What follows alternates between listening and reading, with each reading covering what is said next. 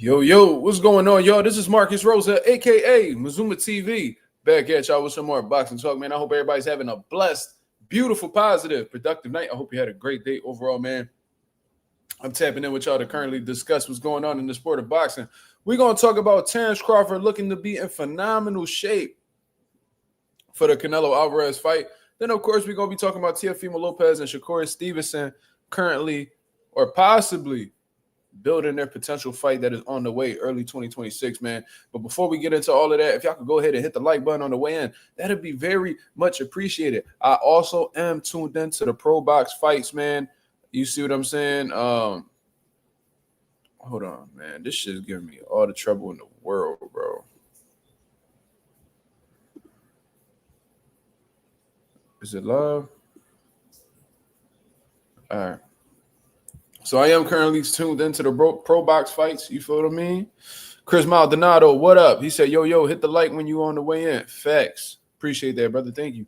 Bad Boom Balloon is in the building. I ain't see you the last couple days. He said, what's up, Mazuma? Listening to the live while I clear out my photo gallery. My gallery be like, remember this day? And it'd be a video of me. Oh, wow. That's some crazy shit, Bad Boom. You want some shit. What a way to start off the live. I did not expect it to end that way, but you know, that's Bad Boom Balloon for you. Tripping.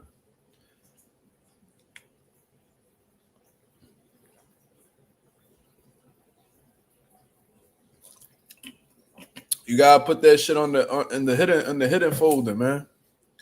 How the fuck is you leaving your nasty shit on your public view? You gotta put that in the hidden folder, brother. You gotta be more responsible. Don't embarrass yourself, man.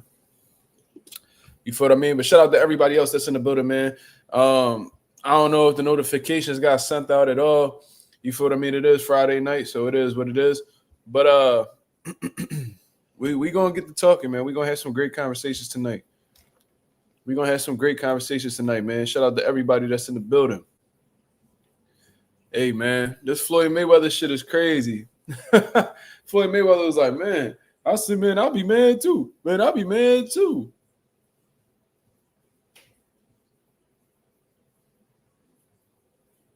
Said,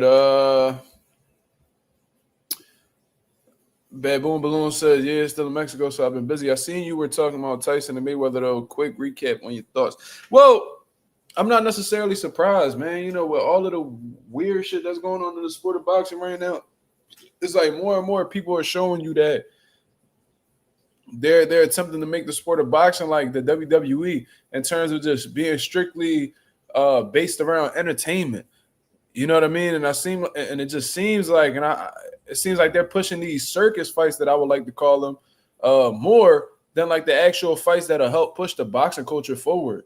You see what I mean? So, you know, there was some people in the comments that had left their thoughts feeling like it could be something positive for boxing due to the fact that it may get casual boxer fans intrigued, and then, you know, they could become hardcore boxer fans. And that's definitely a scenario. That's something that can happen, but we also got to address the cons. You know what I'm saying? When we weigh in how, you know, valuable something could be to the sport, you also got to weigh the cons, just like you do with everything else in life. Before you make a choice, you got to think to yourself, how does it benefit me? How does it hurt me? And this particular situation right here, man, it could be hurtful to the sport of boxing because this is what, you know, casual boxing fans will believe that this sport is based around. You know what I mean? This may actually deter the casual boxing fan from investing in the sport of boxing because they like, these are the type of fights they're given.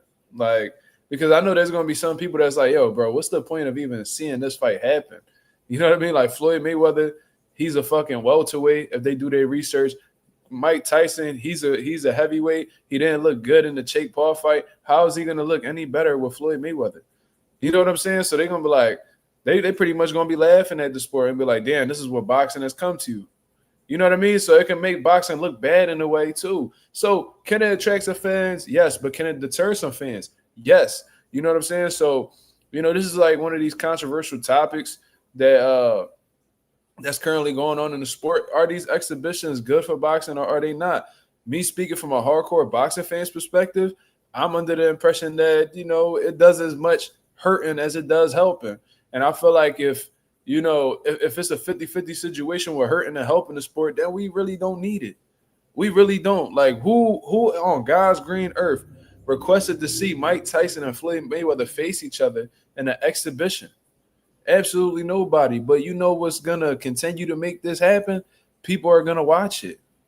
People are gonna watch it, especially if Floyd and Mike Tyson get to talking back and forth, and you know Floyd gets in his pretty boy Floyd bag, well Money Mayweather bag. He just start talking his shit to Mike, and then Mike's claps back, and it's gonna get a lot of people invested. You know what I mean? Especially the old heads. You know what I mean? That grew up watching Mike, and the fans that grew up watching Floyd like myself. People definitely gonna tune in. It's gonna do numbers just based off of the names alone. But I don't think anybody, watching this fight is gonna be looking at it from like, man, this is a great fight. No, they're looking to see like, damn, like what is gonna happen? It's more curiosity than excitement, to be honest with you, in my opinion. You see what I'm saying? So, that was pretty much my thoughts that I had put out yesterday. But yesterday wasn't the best live, bro. I was tired, bro. Like super tired.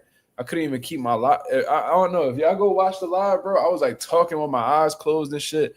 Yeah, the sleep being restless really got to me last night. But I'm feeling pretty good today, so that's good. I got some good sleep too. You feel me? I usually could operate really well off of like 4 or 5 hours of sleep, but I got like 7. I got like 7 this morning. I was like, oh wee. Yeah, man. Y'all talking about Terence Crawford being in dog shape. Let me go ahead and pull this up, man. And I'm gonna give you guys my impression of what I see. Because I'm also a boxing trainer. You know what I mean? I've had people cut 100+ pounds dealing with me. So I know a lot about how to cut weight. You know what I mean? None of my guys have ever missed weight. You feel what I mean? So I could get a good idea whether somebody's in great shape or not. And I'm going to share the screen for y'all to see. I actually agree with you, 88. You on to something. And I had this conversation earlier. I think it was with Ree. Ree was like you know what I mean? Like, you don't really care for this fight. I'm like, no, I would have much rather have seen him fight Roy Jones. No, Ree, bullshit. Ree was like, you think Floyd gonna fight Roy next? And I was like, I don't know, for real. I think that should have been the fight in the first place. They were talking shit back and forth to each other. They clearly don't like each other. Go ahead and box. Fuck it. It is what it is. But like Mike, it's like, I guess Mike's a bigger name. So like he'll generate more revenue. Maybe Floyd seeing what Mike was generating with Jake Paul was like, shit, I want some of that money. You feel me? I don't know, but I agree with you, 88. I would have much rather have seen him fight Roy. That would have been dope. Because, at their peaks, they were both like the best fighters in the world. You know what I mean? But anyways, let me share the screen for the people to see, man. I want you guys to see the type of shape that Terence Crawford is in 8 days away from his fight against Canelo Alvarez. People, go look at this motherfucker right here, boy. That boy Bud is in phenomenal shape. Phenomenal shape going into this fight with Canelo Alvarez, man. He definitely put some muscle on. You can see it in the shoulder areas. The biceps look real filled in. The forearms look big. The chest. You see what I'm saying? So, and you can tell he got a lot of water in his system. His abs are very defined. So he definitely acclimated to the weight pretty well. I mean, we won't know until he fights, but based off of how the way his physique looks, he looks to be in pretty phenomenal shape, man. Like he got a good distribution of like, water in his system, in terms of being hydrated, which is a great thing. That your muscles definitely need it, especially to perform at like an optimum level. But he also got a good amount of muscle to go along with it. You know what I'm saying? Because there be people, when they move up in weight, they, you know what I mean? You could barely see their abs and shit like that. Bud, though, he shredded, bro. He shredded. You can definitely see the weight on him. You know what I mean? But there are some concerns that I'm going to be speaking on. But before I get into that, I think Slime just sent me a cash app. So let's see what Slime crazy ass is thinking at this point in time. He sends a shout out to my boy Slime with the Cash App. He says, "Down goes Bud in the 8th round from an uppercut." Slime is heavily rooting for a drug cheat. That's absolutely insane. But I guess, I mean, that's what Slime wants to do since Terence Crawford beat up on his favorite fighter. I guess. I don't know. It's a lot of pain in your heart, brother. You say, yeah, Jermell abs disappeared when he moved up. Yeah, well, that lets you know that he didn't have to he really didn't acclimate to the division properly. You know what I'm saying? Like, he didn't really, I guess he didn't focus on his strength training. Like, I don't know. Everybody's body's different. And just because somebody's abs isn't showing doesn't mean that they aren't in shape. You know what I mean? That's like 98% of Mexicans. You know what I mean? They always look sloppy. My favorite example was when Robert Easter and Mikey Garcia fought, right? And they was both on the scale. You know, Robert Easter, he's like a slim, wiry dude. You know, he be cut up whenever he get on the scale. And he was flexing and he was pointing at Mikey Garcia's body. And I was like, I really hope that, because I knew Mikey like the back of my hand, bro. I done watched so many of his fights. And he never had the type body where it was like he all chiseled and all. And a lot of Mexicans, it's just not in their genetic makeup to look that way. So he was pointing at Mikey and they was like, oh, he fat, oh, he out of shape. I said, yo, I hope this ain't what y'all think. So I mean, just because your body doesn't look like completely chiseled or you don't look like a bodybuilder doesn't necessarily mean that they're out of shape. You know what I mean? Some people's bodies are just look different. Like Emmanuel Navarrete. See how the way he be built at 130, he's a fucking animal. That's just the reality of the situation. I mean, the most famous example is probably Andy Ruiz. You know what I'm saying? So, like, we can't underestimate people based off of how the way their body looks. What's going to tell it all is how they perform in the ring. So Terence Crawford looks phenomenal. Look like pause, of course. I'm talking about from being in shape. Looks like he's in phenomenal shape. Definitely put some muscle on. It definitely carried up to like his upper body. Shoulders look big, biceps, forearms, chest. You know what I'm saying? He definitely put some weight on. It's going to be very intriguing to see what weight Bud comes in. Is he going to come in the low 60s to, pretty much maintain like his, agility? Or is he going to come in at a full-fledged 168 so he could be strong and ready for war for somebody like Canelo? This is going to be very interesting because, obviously we've been speaking about this over and over and over again. Terence Crawford has never fought at 168. He's never fought in a professional setting. He might have sparred at the weight, but he's never fought for 12 rounds, 3 minutes against a top-tier fighter in Canelo Alvarez, who's been at 168 for years now. I think it's safe to say that he's acclimated to the division. And part of being acclimated into the division is not just, getting your body accustomed to being at the weight. It's, getting accustomed to fighting people at the weight. You see what I mean? Timothy Taylor says 163 pounds. Yeah, that's the number that a lot of people have been saying. And that's funny, Timothy, because we was actually saying that at the gym. I said, if he could come in like 163, 164, that's going to let me know exactly what type of time he's on. I think Jermell made the mistake of coming in at a full-fledged 168 when he should have just been as close to 54 as possible, to be honest with you, because that's when he performs, at an elite level. You don't want to come in like 153 or 150, but at least like a solid 162, 163. I think that would have benefited Jermell. You know what I'm saying? But regardless, Terence Crawford looks like he had a phenomenal camp.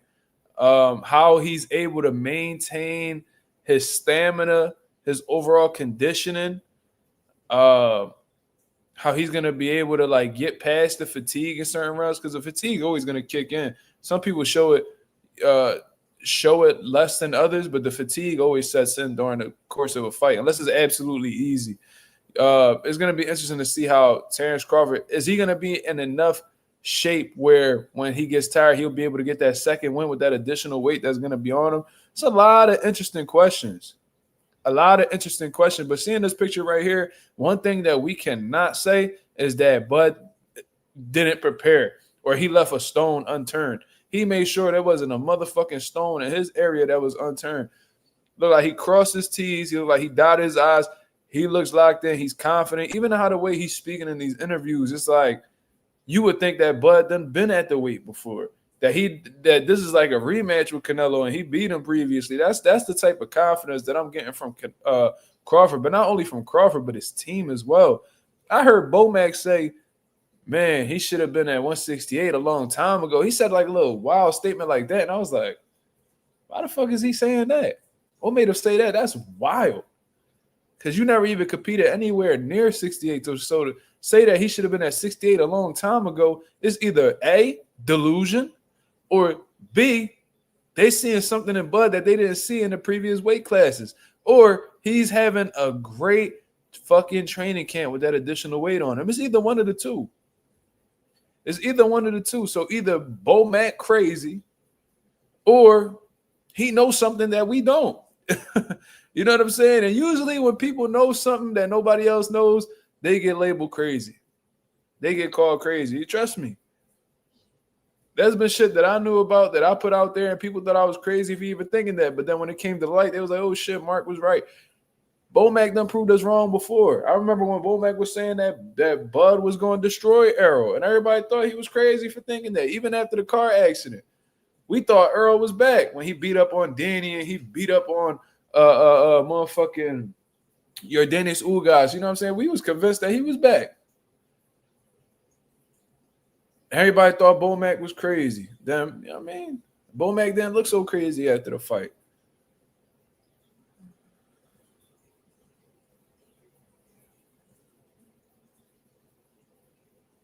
Bella Faith says, celebrating with tortas after Bud smokes cinnamon. God damn. Shout out to Bella Faith in the building.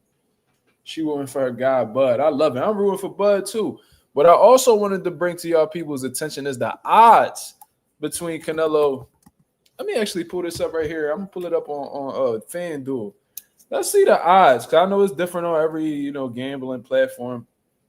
But we're going to bring up FanDuel and see exactly what the odds are for these two in the sport of boxing. Let's see.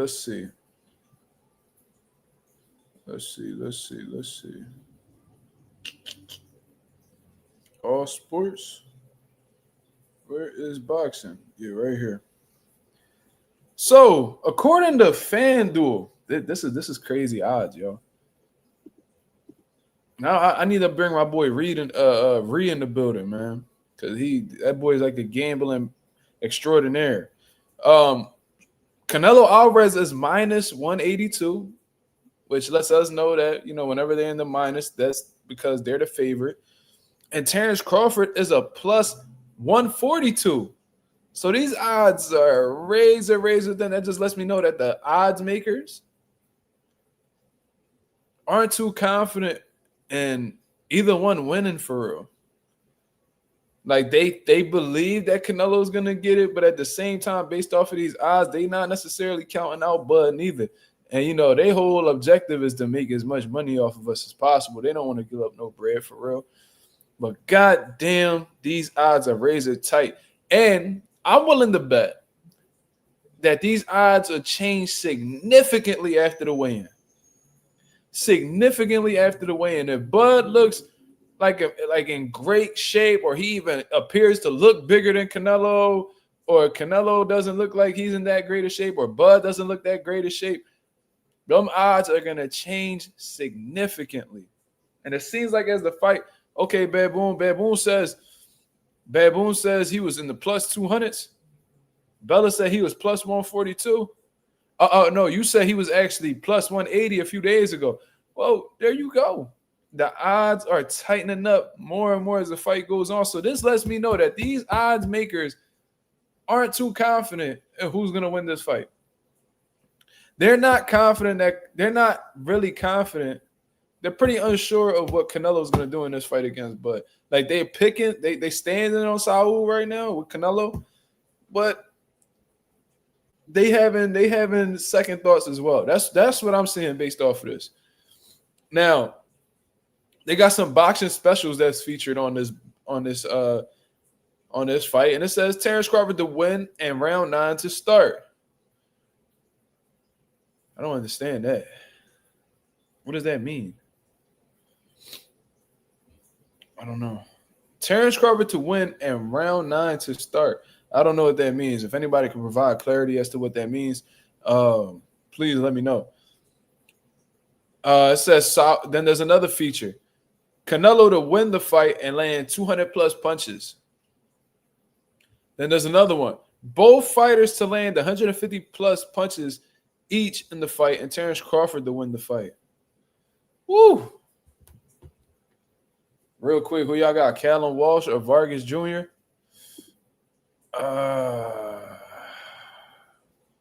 Let's go with Callum Walsh. Damn, Sagawa punching on Acosta. Just landed like 2-1-2s in a row, right down the pipe. Damn, Acosta getting cracked. Damn, that hurt him. Ooh, Acosta's hurt. Sagawa just dropped Acosta. God damn. Yeah, he is landing too much on Acosta. Acosta legs looking shaky. Defense not there. He's stuck in the mud. Sagawa probably going to stop this dude. I ain't going to lie to you. There's 2 minutes left in the round, and he looks absolutely hurt. Sagawa punching on him. Sagawa is feeling the urgency. Oh, shit. They rumbling, yo. Oh, man. Pro Box be putting on some bangers, man. Sagawa smell blood. They calling that nigga an African samurai in the chat. Gotta make sure Sagawa don't punch himself out. You still got another 3 rounds after this. Oh, good left hand. Oh. Damn. He getting cracked. Yo, he hurt. Acosta's hurt bad. Sagawa need like one or two more good sequences. He can get the stoppage. Acosta defense is absolutely gone. I don't know if it's fatigue or he's just that hurt. Yeah, his legs don't even look right when he's circling. Oh, wow. He's cooked. His legs are gone. What y'all gonna do, man? Y'all gotta wait for him to get clipped to stop it? Oh, man. That's 55 seconds. That's a long time. Acosta got hurt, though, man. He's still banging with Sagawa, but Sagawa's punching power is really getting to him. Oh, wow.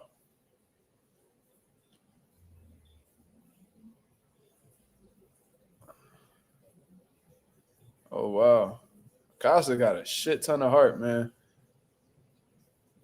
It'll be interesting if Sagawa gets tired. It's going to be interesting to see what happens after that. Ooh. Good reflexes from Sagawa. Sagawa can't allow him to push it. Ooh, he just sneaked us 2 good punches on Sagawa. That was kind of dirty. Yeah, Costa's hurt, bro. He just need all Sagawa got to do is land a couple more big shots. Oh, they stopped it. Did they stop it or the round was over?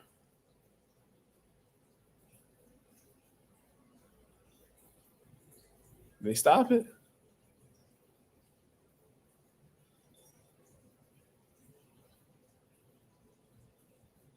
They in the corner. I don't know.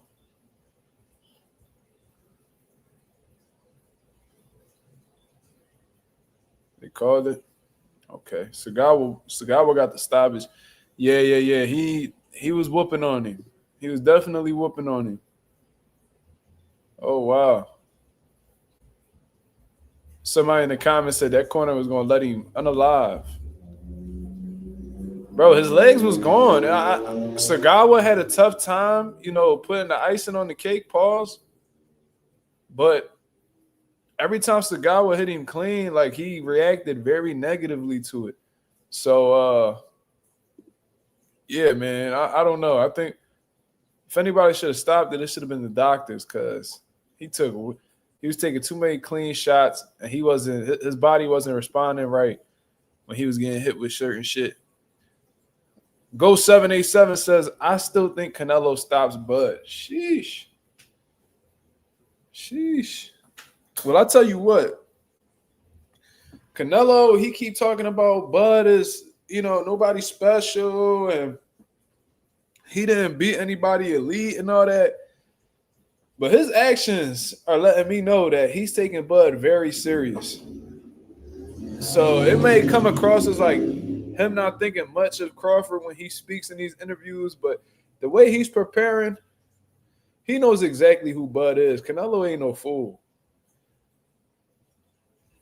You know what I mean?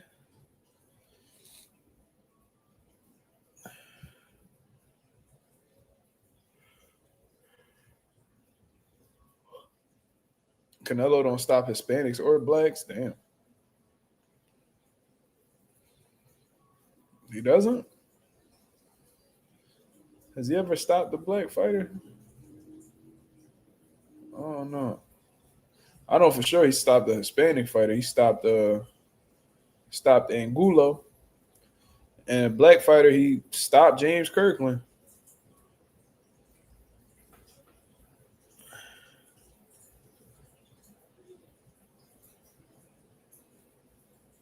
Slime said it's not that he's taking him serious. He's just going to make a statement. Well, part of making a statement, Slime, the only way that you're able to really make a statement is by putting the work in. You're not going to look at somebody as a joke at an elite level and then make a statement. Like, Bud ain't that type motherfucker that you could slack against because, you know what I mean? He too much of a dog. He too much of a competitor. He's too intelligent of a fighter to just be taken lightly. That'd be some dumb shit. I'm gonna just say that'd be really dumb to think that Bud easy work and not think much of him. And you know what I mean? Nah, if you looking to make a statement, if you motivated by wanting to make a statement, you better believe Canelo's training his ass off. And he is. His whole approach looks different. The pad work, the selection of sparring partners, but Canelo's turning up. He's definitely turning up. Let me see what's going on. Oh, my phone blowing up.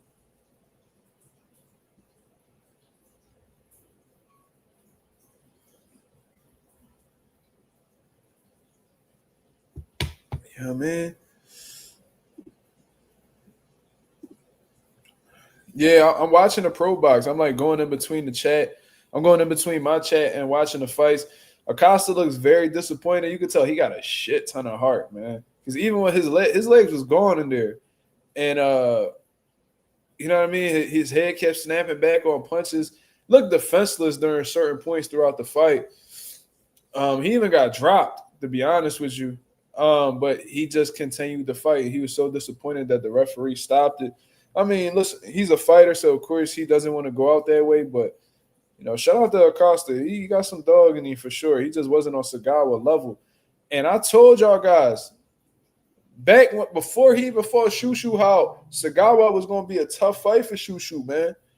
And I'm seeing, and I don't know how y'all feel, but I seen people in the comments saying how they thought, Sagawa beat Shushu. Now I thought it was close. You know what I'm saying? So I'm not gonna say he got robbed. I would have to go back and watch the fight to really give you guys my thoughts. It's been a while. But I told y'all Sagawa was gonna be a tough fight for Shushu. You know what I'm saying? So, you know what I mean? I ain't never played Sagawa. I done heard about him before the Shushu fight. I was like, I watched a couple clips of him and I'm like, all right, like this motherfucker ain't no slouch. You feel me? So shout out to Sagawa for getting that W, man, and shout out to Pro Box for putting that together. That was a great fight. That was definitely a great fight. So now Jordan White is about to get into the ring.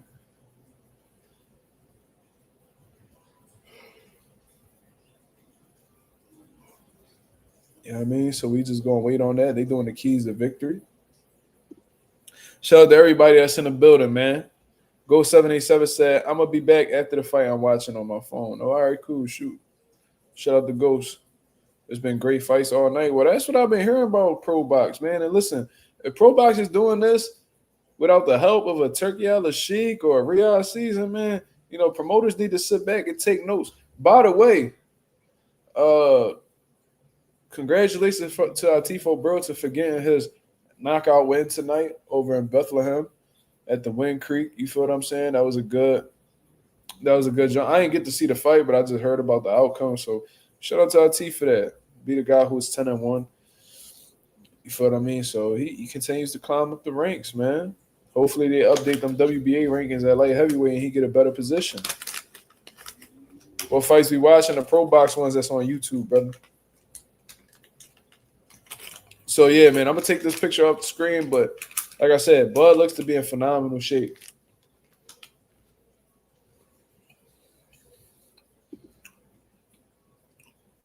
Well, Smoochie, to be honest with you, I never seen too much of Jordan White. I've seen a whole lot of Tellez, though. I've seen a whole lot of Tellez, and Tellez, he could be outboxed for sure, but he's very strong. He could punch, and he always comes in great shape. So Jordan White ain't ready to box or bang. He might get packed up. That Sagawa fight was definitely fire. Seen Acosta getting hurt, and I'm like, oh shit, he got dropped right after I said that. Tellez is really experienced. He fought both Mortataya and Kid Austin. Yes, and he actually upset Carlos Balderas back in the PVC days. That's when I first started getting hip to Tellez. I'm like, oh, who the fuck? Bro, that first knockdown, I'm surprised Carlos Balderas got up. I was like, how the fuck did he get up off that knockdown? Just getting cracked with left hooks. Boom, boom. Now he was actually able to get the stoppage. And shit, to be honest with you, Balderas was never ready. Carlos Balderas wasn't really ready. Like, ever since then, he hasn't really got the ball rolling again. But Tellez is I told my pop after I told my father, who's a boxing manager. Yeah, Albright beat Balderas too, but yeah, that was way after the fact. Then, yeah, I think Nair did beat him. Nair done been around the block too, though. Nair done been around the block too. Both the the Davis brothers. He faced Jermaine Ortiz before niggas even know who Jermaine Ortiz was. You know what I mean? Even in the amateurs, Nair was around. Yeah, he beat Carlos Balderas. Yup. He beat Estevan Focal. Jermaine Ortiz, he lost to. Beat Jeremy Hill, who my guy Steven Ortiz Steven Ortiz took Jeremy Hill back, I think, on Showbox. Yeah.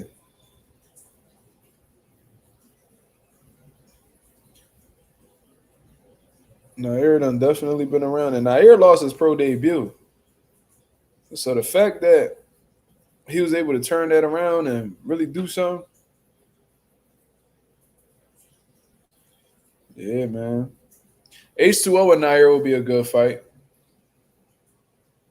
H2O been kind of disappointed with MVP though. I seen him venting, speaking about how the way he was treated after he lost and shit. Look at Tellez. Tellez got a big ass head, boy. What do y'all know about Jordan White though? It says he's 19-1 with 12 knockouts. So first impressions, just based off his record, pretty solid. He looked like he got some decent punching power too. That's not a bad knockout ratio. You know what I mean? So in 20 fights, you got 12 knockouts. What's that? 60%? 60% of your fights under the knockouts? I don't know. Maybe I fucked the math up. I don't know.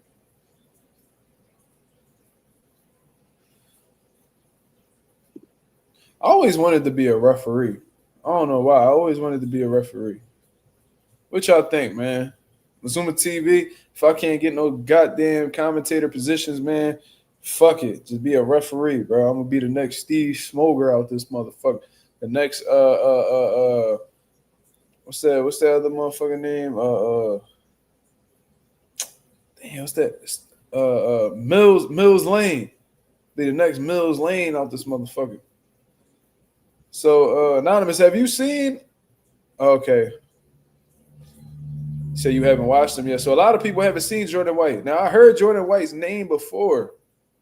I heard his name like in the business of boxing, like being discussed, as possible opponents and shit, but I've never seen him fight. So this is going to be very interesting to see exactly how good he is.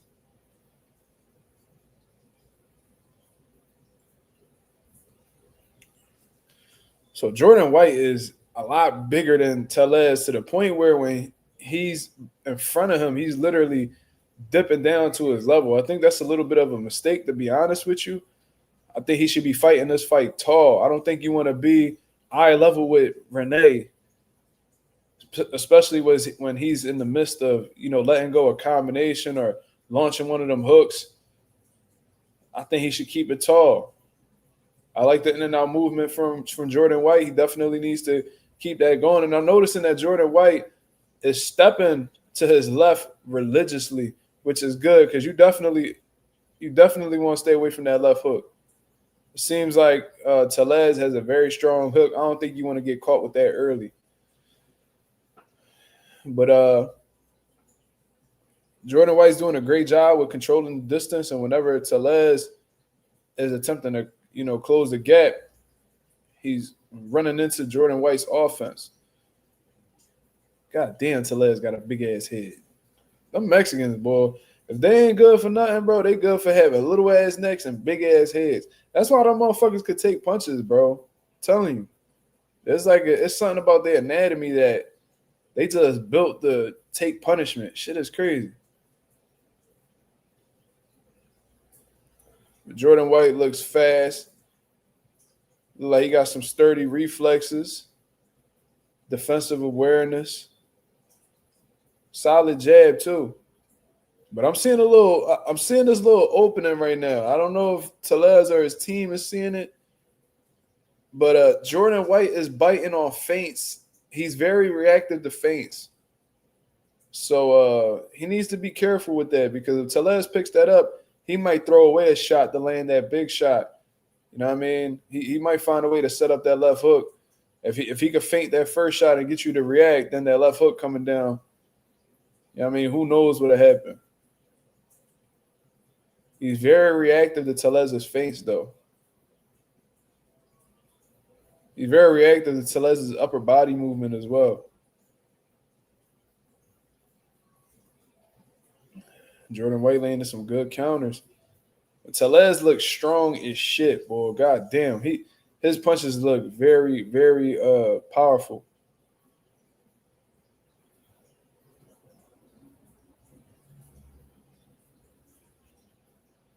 Tellez is putting that pressure. That was actually a pretty good round because I seen Tellez land some good shots. Definitely looks like the stronger puncher, but Jordan White was also doing well at keeping the range, running Tellez into jabs, and when Tellez would try to come in with some offense, he'll counter him.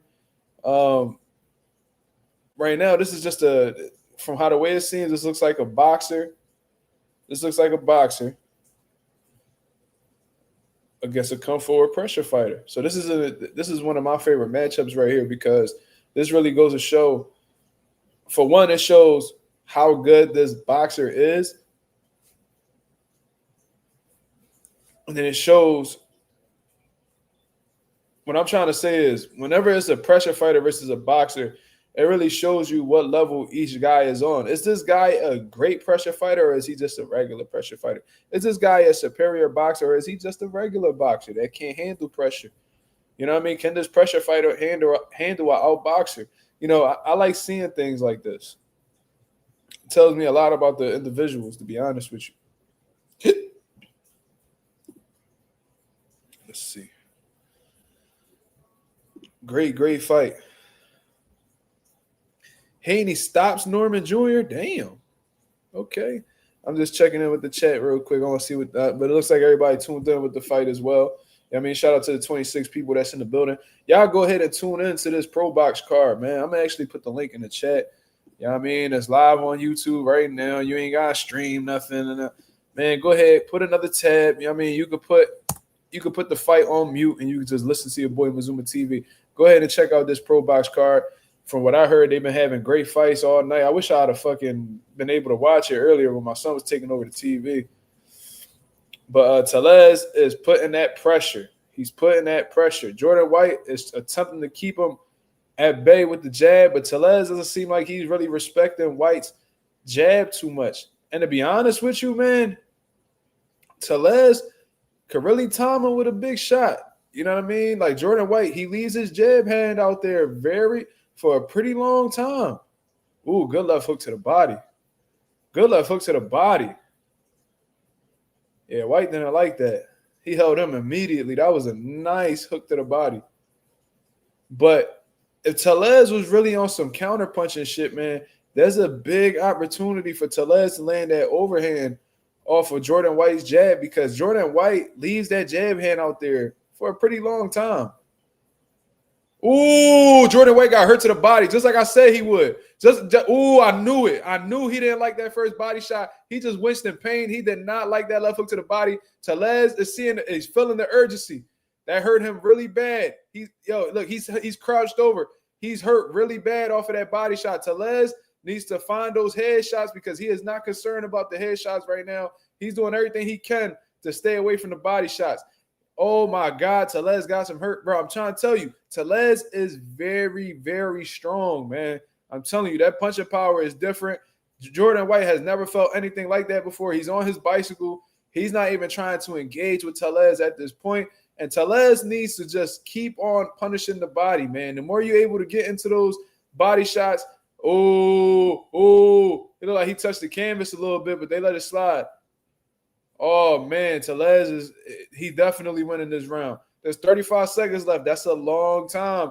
White needs to find a way to get back to his corner, and he needs to look, he's even like, bro, he literally just jumped away from Tellez off of that body shot. He don't want to feel those at all.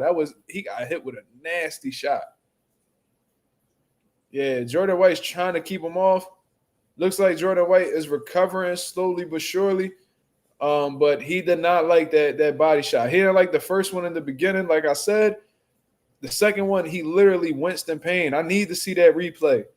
I need to see exactly where that punch was placed because that was absolutely nasty shot from Tellez. Tellez definitely got that round. Jordan White definitely needs to take this time to recover. He needs to focus on his breathing. He needs to listen to his coaches. He needs to not allow Tellez to close the gap because these big shots will happen. That was a nasty right hand to the body. Woo-wee! Throwaway uppercut up top with the left hook to the body. Jordan White didn't want to feel that anymore. But, much credit to him for being able to stand up to the shot. You know what I'm saying? Because that might have put most people down. That was beautiful placement on that hook. That was a nasty shot. Hold on, y'all.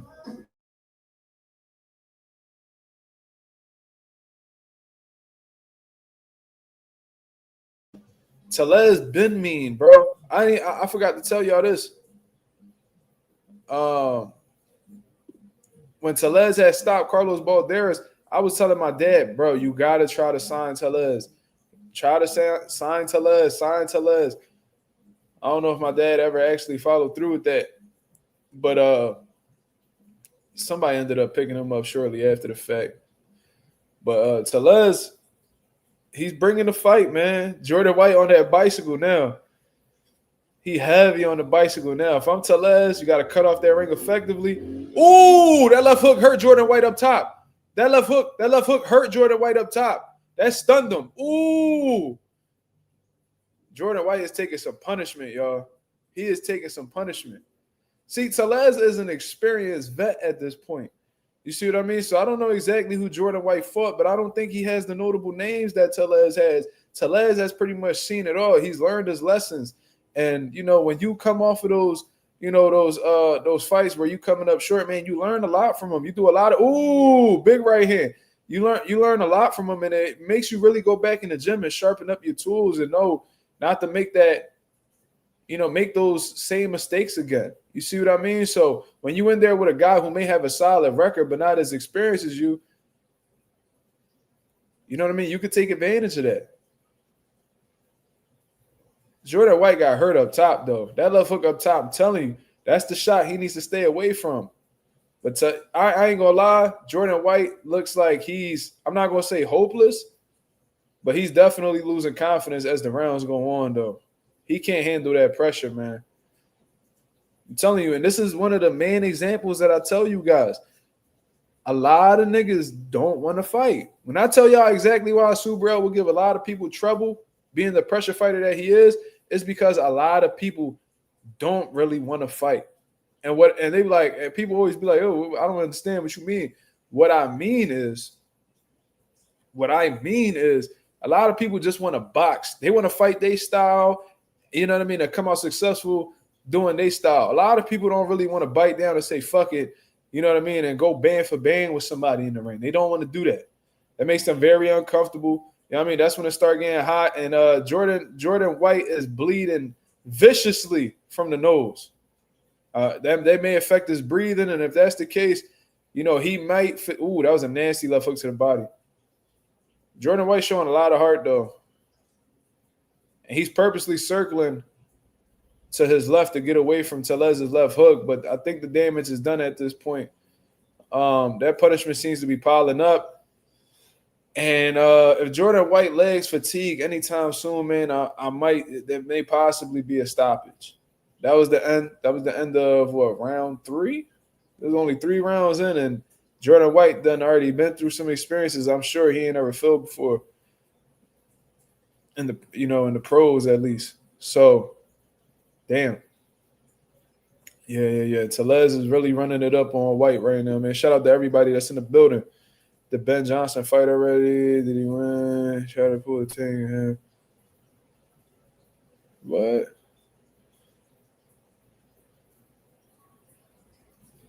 Yeah, Jordan White is cooked, to be honest with you. I mean, I ain't going to count him out because we still got a lot of fight left. But, yeah, it's not really looking good for him because Telez, now he's landing at will. You see what I'm saying? And Jordan White is not taking the chances that he took, in the first round. He's not as comfortable as he was in the first round. His whole approach switched up, to be honest with you. So now it's just a matter of Telez getting to Jordan White and continuously landing them big shots. Because if Jordan White keeps getting hit with these bombs, it's gonna be some trouble. And Telez doesn't respect White's power at all. Ooh, it looked like Telez buckled a little bit. He kept it moving, but it looked like he buckled off of that shot. The nose is continuing to bleed from White. I don't know if he had he got hit with a shot that may have possibly fractured or broken his nose, but that blood is coming down. So that's a pretty, solid bleed he got going on. The corner not able to stop it within that round. It's probably because that nose is really fucked up. It's a lot of posing going on in the ring right now. It just seemed like White's trying to keep Telez off him. But, White, to be honest with you, to be fair, he's landing some big shots on Telez this round. I think Telez is just looking for that one big shot, and I don't think that's what he should be doing. I think Jordan White needs to realize that if he's not going to be able to effectively box Telez, he's gonna have to take some chances, man. If he's circling around the ring and he's trying to, counter him and it's just not working and Telez is getting the better of the exchanges,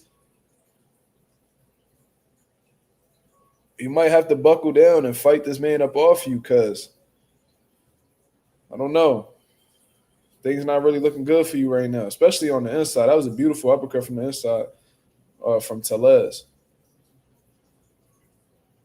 It's making White very uncomfortable because from the outside, he's landing shots. On the inside, he's landing his shots. He's landing big body shots that's taking a lot from his gas tank.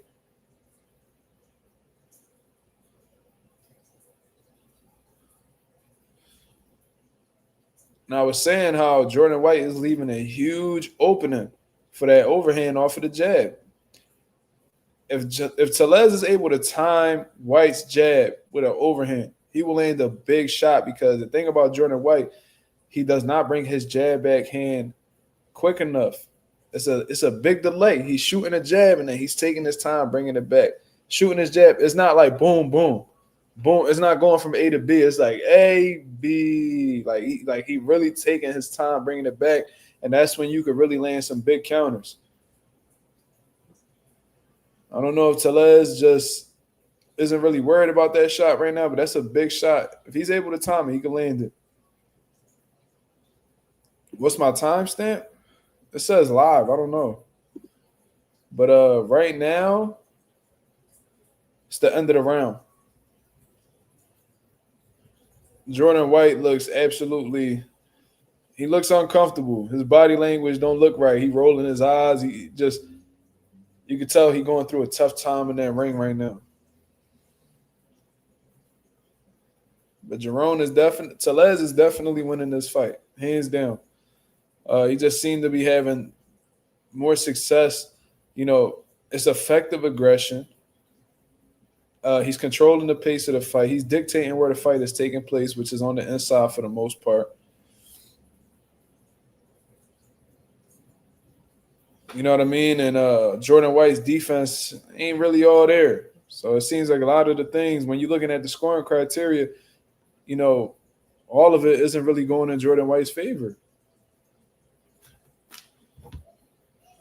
There's 8,400 people watching. That's dope.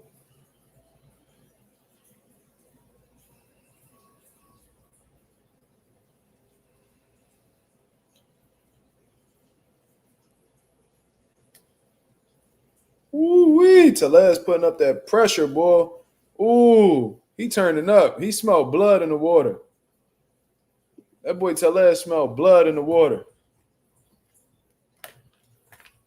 I'm gonna actually put it on my phone because it'll say it's live and then it'll slow down for some reason.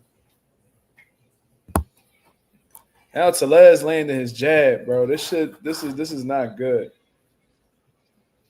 When you got the smaller guy out jabbing you, that's a problem. Whoop. Nasty body shot. White is getting hit with some shit, boy. He's getting hit with some shit. What is Jordan trying to do? I'm not seeing any adjustments. He's just trying to create a distance. I mean, that's what he should be doing. See,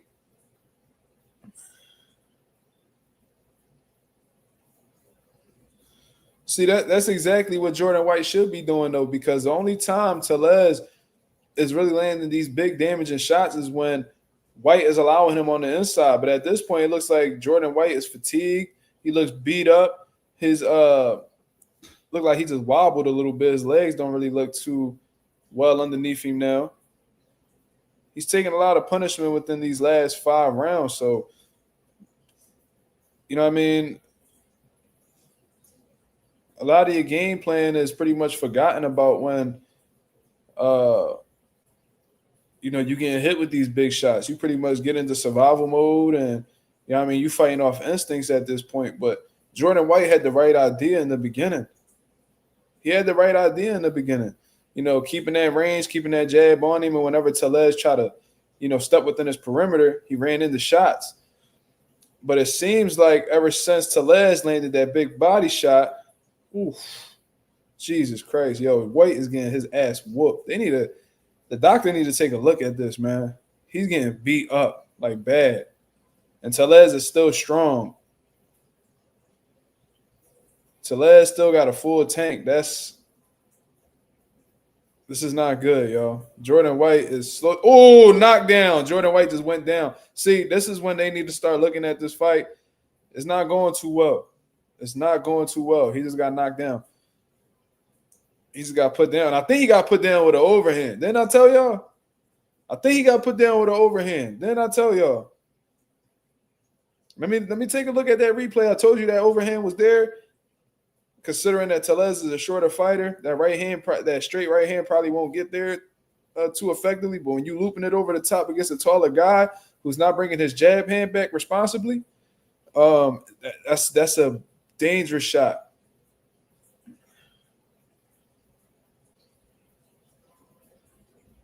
You said defeat all over his face. That's what yeah, and that's exactly why I always preach to my guys that even when things don't, may be close or things may not be going your way, you got to maintain positive body language. You know what I mean? Like you could read people energy, man. You could see how the way they feeling based off of look, fucking overhand. See what the fuck I told y'all? That overhand was there. See, this is why Tellez need Mazuma TV in his corner. It was there the whole time. This dude doesn't bring his hands back. He's not responsible defensively. He's not. I seen that before he even got hit with the big body shot. He's shooting, then he's taking a long time to come back. See, with Tellez, he need to take his head off the line, and while he's doing it, he launched the overhand. He'll hit him square on the chin. But the fact that his corner is still allowing him to come out here, I don't know. I don't know what they're saying in the corner, but White is only going to take more punishment, man. I don't know if he could stand up to Tellez getting hit with some shit, though. I ain't going to lie. Jordan White is definitely hitting him with some shit. So now Jordan White, I think he's made up in his mind. I got to fight this motherfucker up off me, which is what I just said.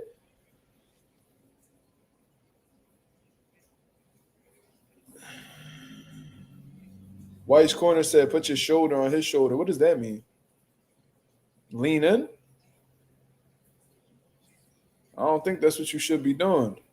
Now, I said that if the boxing isn't working for Jordan White, he's going to have no choice unless he's going to quit, which I doubt he would want to do. He's going to have to fight this motherfucker up off him. That's just what come with this boxing shit sometimes. Sometimes you got to bite down and go get it, even if that's not your style or even if that person may be better than you at that. You might have to push the bully back at times if you're boxing, your plan A ain't working out too well. But White definitely hitting him with some shots. But the thing is, Tellez isn't respecting any of that. And whenever Tellez gets off a shot, it seems like it's doing more damage. It's doing more damage than what White is doing offensively. Yeah, man, Tellez is bullying this dude. I ain't gonna lie. Tellez could stop him at any moment. At any moment. I think that Jordan White, he's ready to go, but he's not going to go out voluntarily. You know what I'm saying? Like, he needs to get escorted out the door. He's just not going to walk out on his own. You feel me? So, shit. Tellez still looks very explosive, very strong. Doesn't even look like he's breathing hard. He looks like he's just the man in control right now. Now, I would like to see Tellez shoot his jab more. I think he's walking in a little. But the thing is, at the same time, Jordan White's not making him jab because he's making it so easy for Tellez to get inside. Tellez is literally walking to White and he's able to get inside. When Jordan White should be attempting to step around Tellez, you know what I mean?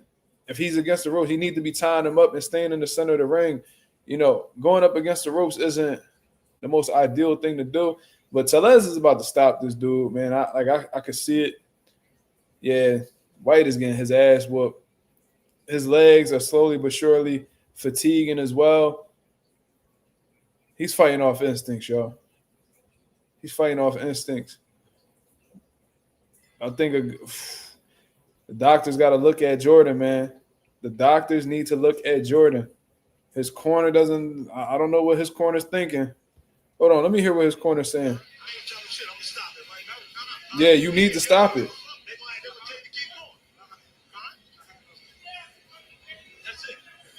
Yeah, stop the fight.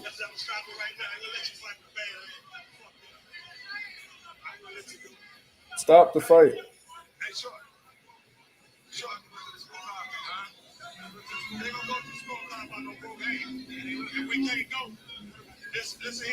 Why is you do your fucking job? Stop the fight. Why is you giving this nigga an option? Stop the fight. No, but I heard him say it. You need to stop it.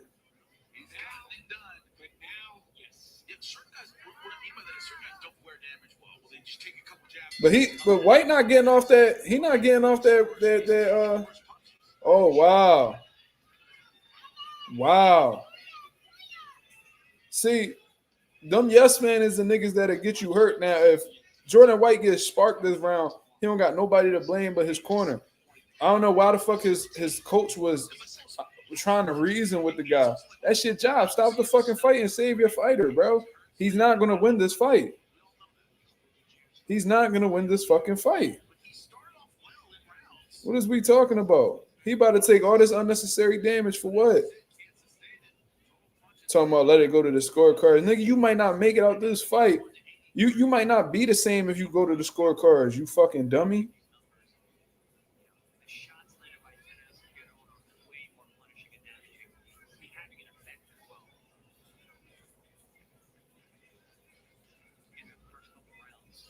That's crazy. His corner failed him right there. Cause look, man, it was going into the seventh round.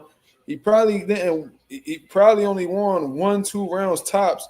Your legs not underneath you no more. Your body language is horrible. Your defense ain't there. His power is obviously bothering you.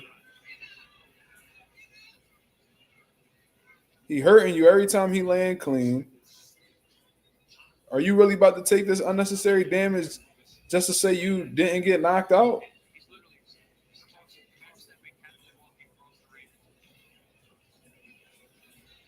This easy work for Tellez, y'all. He said, Mazuma, go get that baby out the ring. Man, listen, I'd have stopped that shit right there. I wouldn't have reason with nobody.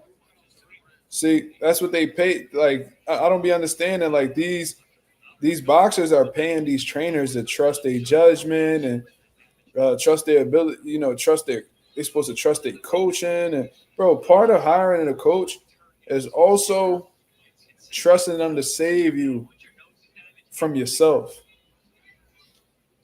You know what I'm saying? Like a fighter's gonna say, "Oh, don't stop it, don't stop it." That's their pride talking.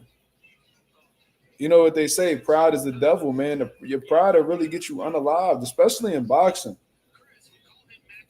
So this ain't like the most devastating round, to be honest.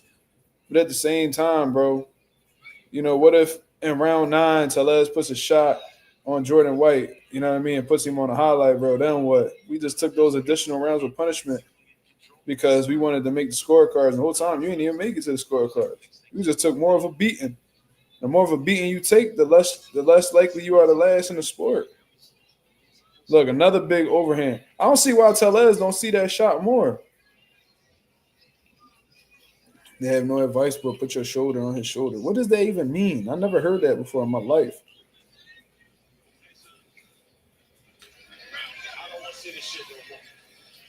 Stop reasoning with him and stop the fight.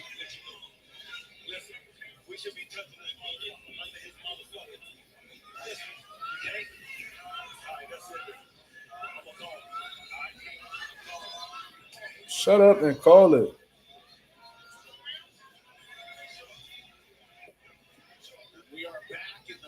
Stop saying you're going to call it and then you don't call it. Call it.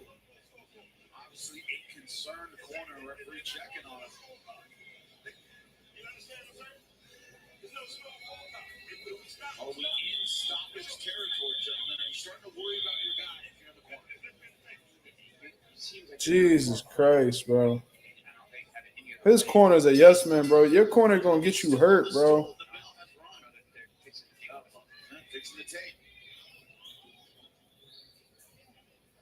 There wasn't no tape to be fixed. They just trying to use extra time.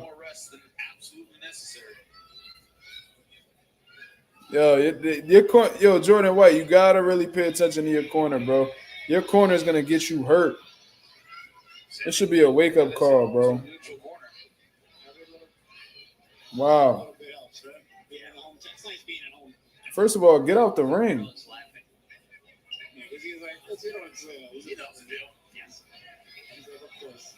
not his first time being the road warrior at somebody else's house.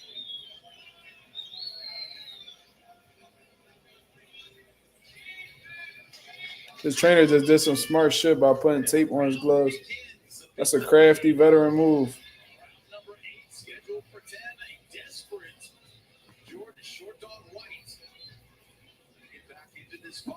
Jordan White should go spit his mouthpiece out too. If you need more time, spit your mouthpiece out. That'll give you like a good 10 seconds. Jordan White got some dog in him, but at the cost of what, man?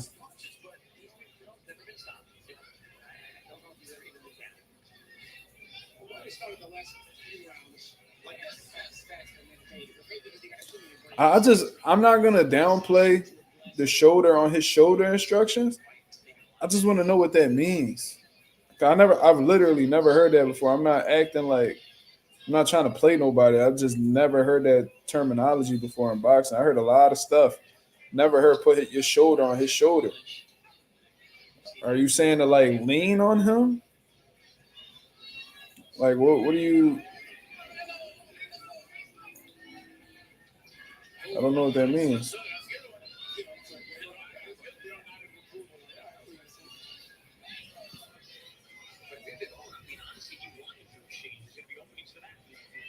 Tellez just needs to punch in combinations at this point because now he looking for one big shot. And at this point, you're gonna have to earn every big shot. You're gonna have to work for every big shot you're gonna land against Jordan White because he on the defense mode right now.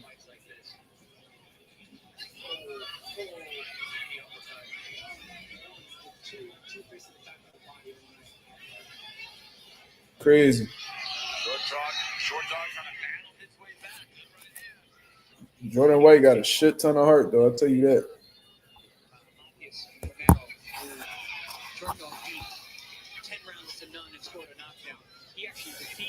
Yeah, 8.3K watching, man. Shout out to Pro Box. I like what they doing.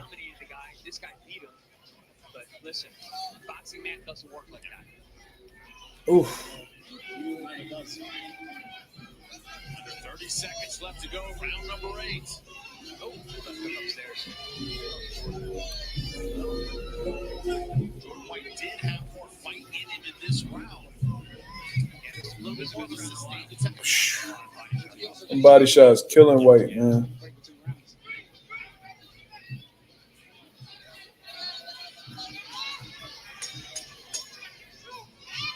Damn, that boy tape on Tellez gloves is fucked up.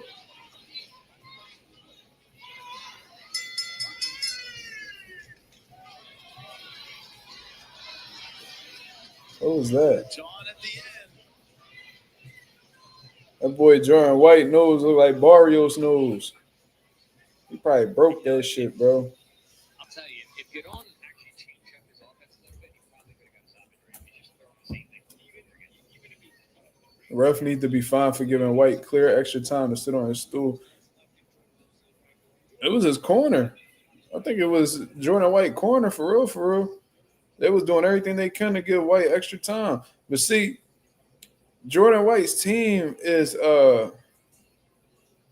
they yes men. They're definitely yes men. And that's the type of people that are more willing to they care more about the check than your health because they know that if I stop it, you'll probably fire me. So I'm not gonna stop it. They want to keep that money rolling in. You feel me? So I don't know, bro. After that 7th round, I'd have been like, yo, that's it. We done. There is no going back and forth. You hired me for this job, and my whole objective is to make sure you make it home to your family healthy. Feel me? Boxing is that serious, man. He need to get Wilder's coach that threw in the towel, Mark Breland. Shout out to Mark Breland. Wilder owe that man an apology, in my opinion. That's a different conversation. Look at Tellez showing some defense. Why is the tape on Tellez's gloves still fucked up? They should have fixed that already.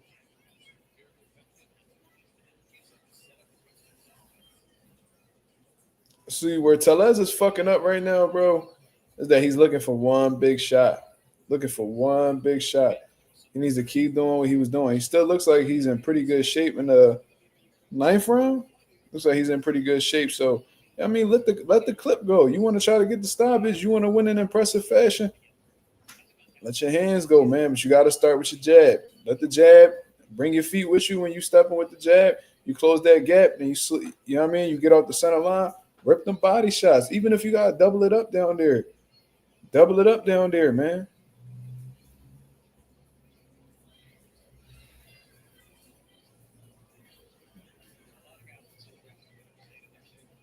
See, Tellez only throwing one punch at a time now. This may be the reason why it might actually go to the scorecards, to be honest with you. Tellez is losing sight of his path to a possible knockout. All Tellez got to do is punch in combinations. The moment that White gets hit with a shot he don't see, he's not going to respond too well. He's already taken a lot of damage. He's tired. That was another big overhand from Tellez. That shot should have been put on him way earlier than that. I only seen like 4 clean overhands that was landed this whole fight. And one of them was a knockdown. His only knockdown of the fight. 40 seconds left on my side going, in the ninth round.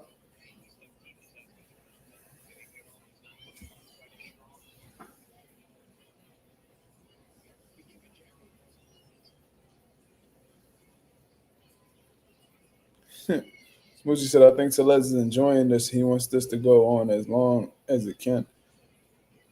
Man, listen, what I tell my guys all the time, I don't give a fuck how much fun you having in there. If you could get that motherfucker out of there, get him out of there, bro. They don't belong in you.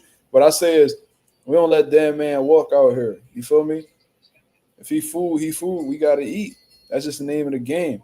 If it was up to me, if my guys could get 30-second knockouts every fight they have, shit, it'll happen. I'm a huge advocate for that. Ain't no reason why I'm keeping you in here right now if I know you food. Why would I keep you in here if I know you food? Don't make sense. If I could pack you, you better believe I'm going to pack you. And I ain't going to feel bad about doing it because I know if you had the option, you do it to me. So it's either you or me, brother. So who's it going to be? It ain't about to be me. It's going to be you. You know what I'm saying? That's how I went about all my stops, even the sparring. I was like, oh yeah, if you give me the opportunity, I'm gonna spark you. If you give me the opportunity, I will spark you. I'm not even gonna think twice about it. I'm letting the cannon go. You heard? So this is gonna be the last round between Tellez and Jordan White. I mean, big kudos, big respect to Jordan White for getting through that storm. And he punching on Tellez. Let's go. Jordan White ain't playing. He trying to get that knockout, you heard? Landing some shit on Tellez. Tellez ain't respecting it though.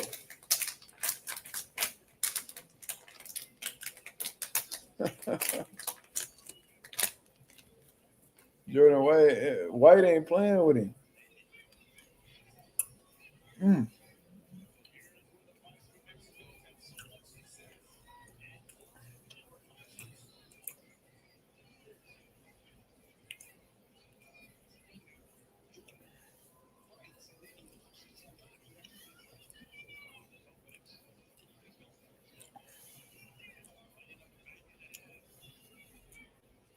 God damn. One thing we can't deny is how tough White is, man. That's a tough motherfucker. A lot of motherfuckers there got stopped already. They would have been okay with the cornerman stopping the fight. Still kind of disappointed in his team for that though. Oof.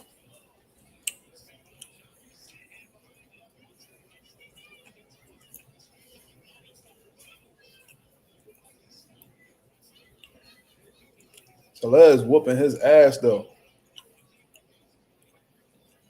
He really putting that pressure now.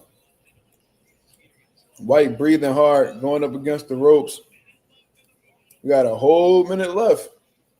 Look at all this unnecessary punishment he taking when they could have stopped it earlier and saved that kid.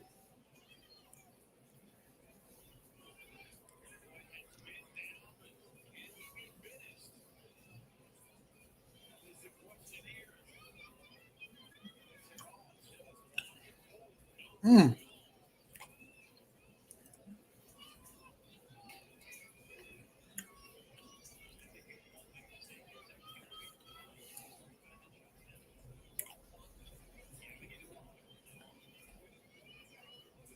Oh, that left hook hurt. That left hook hurt White.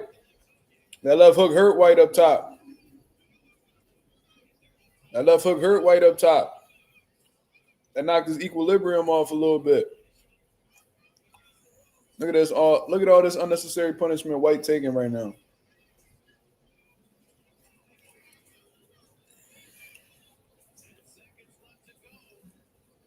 Jordan White holding on.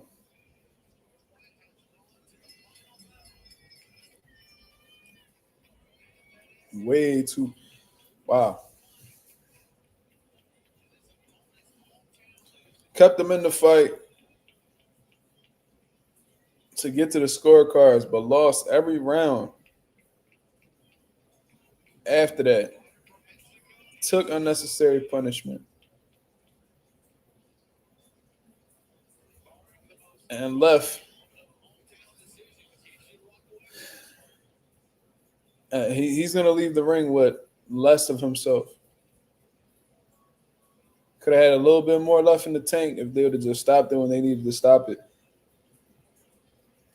Jordan, them people in your corner don't have your best interest, brother. And no, you can't. Well, I told them not to stop it, so they ain't stopping. No. Their job is to protect you at all costs, brother, even if you disagree with it. They don't have your best interest, man. You lucky Tellez ain't really step on the gas, or you know what I mean? You lucky he coasted the rest of those rounds. You could have been on motherfucking ESPN Sports Center top 10 because of your coaching.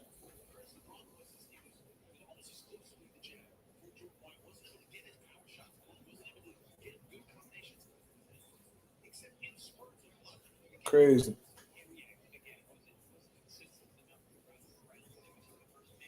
Your fighter getting hurt to the head and the body. He's getting knocked down. He's bleeding profusely out of his nose. In survival mode, fighting off of instincts. Clearly isn't gonna win the fight. Y'all keep him in there for an additional 3 rounds. For what? For what?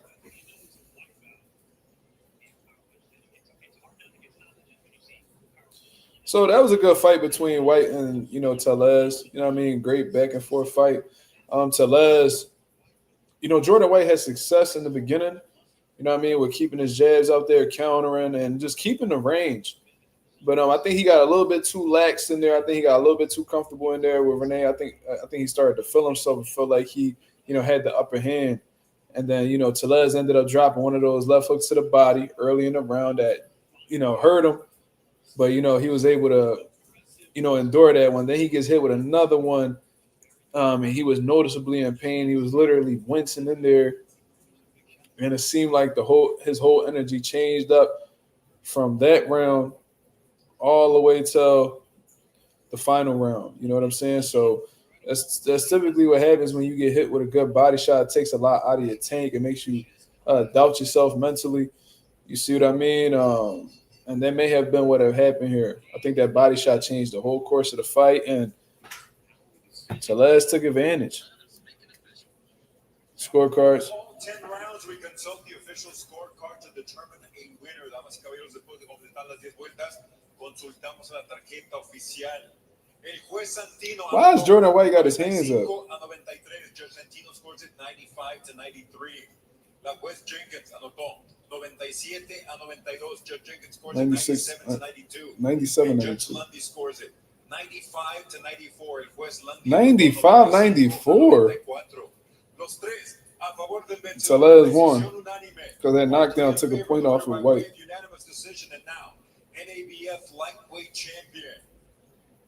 From Mexico, René Denies. 95, 94. What is them niggas smoking, cuz? They always got that one fucking judge, bro. Like, these niggas, they need to get these judges out of boxing, bro. I swear to God, bro, we need to advance our AI technology, bro, and had them, like, had that AI, like, completely, really master how the way to score a fight and just get rid of human judges, bro. I swear to God. Everybody be like, oh man, AI's taking over shit. We might need that shit to take over, bro, because humans always trying to do some corrupt bullshit behind the scenes, especially when there's money involved. What the fuck you mean 95, 94? You gave Jordan White 5 rounds?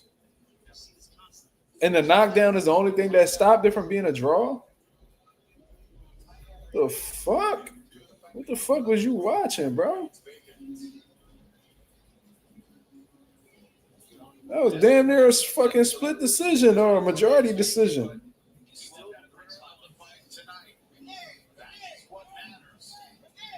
Man, they was trying to fuck Tellez over, bro. They wanted Jordan White to win that motherfucker, boy. Shout out to Tellez for getting the victory. God damn, bro. That would have been remotely competitive. They'd have gave that shit to White. And White over here raising his hand like this, like he won. So you're delusional, Jordan White. First of all, let me not talk too crazy about White. White actually showed a lot of heart in there. Yeah, I mean, so I got a lot of respect for him. He ain't got no bitch in his blood. I'll tell you that. What I'm gonna tell you is you delusional because you know you fucking lost and you're over here holding your finger up, hoping that these judges give you a gift. I don't respect that. First of all. Second of all, your fucking corner, bro. They do not care about you, brother. They do not care about you. That situation right there when they was like, oh, we going to stop it. Because they knew the right thing to do wasn't stop it, but they let you go because they didn't want you to be mad at them. That lets you know that they more worried about keeping their position with you in comparison to caring about your health and making sure that you make it back home to your family safe and sound. You got some reevaluating to do, man. Corner need to get paid too. I mean, they getting paid. They getting paid. So what is you talking about? And to be honest with you, I don't think them pro box niggas making that much money. So you gonna put your fighter's health on the line for a couple $100 and corner man money? What a coach get 10%? So what if these niggas make 5,000? You gonna put this nigga life on the line and possibly ruin his health for $500? Not me. Not me.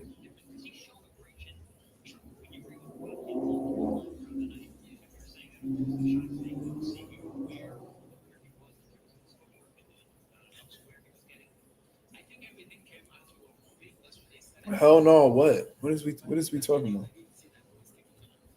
What is we talking about? Anyways, great card, bro. I like what I saw from Sagawa. Like that White and Tellez fight. I thought that was pretty interesting. You know what I'm saying? If anybody want to come through and tap in with your boys, just let me know. Let me see. Let me actually edit my title first of all. I don't even want to talk about Shakur and Teofimo. I ain't gonna lie.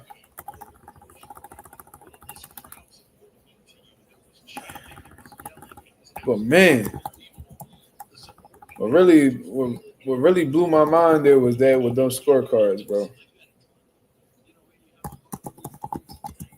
Jordan White versus.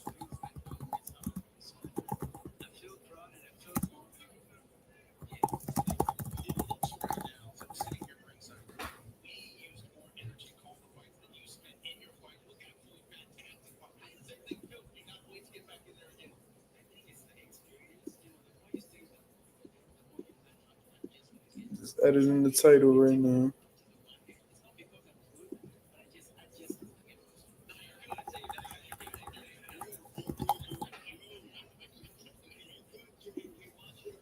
Oh, and if y'all haven't already, man, go wish the man Greg Hackett a happy birthday, man. Go wish that man a happy birthday. 39 years old. I don't know where Cigar was from.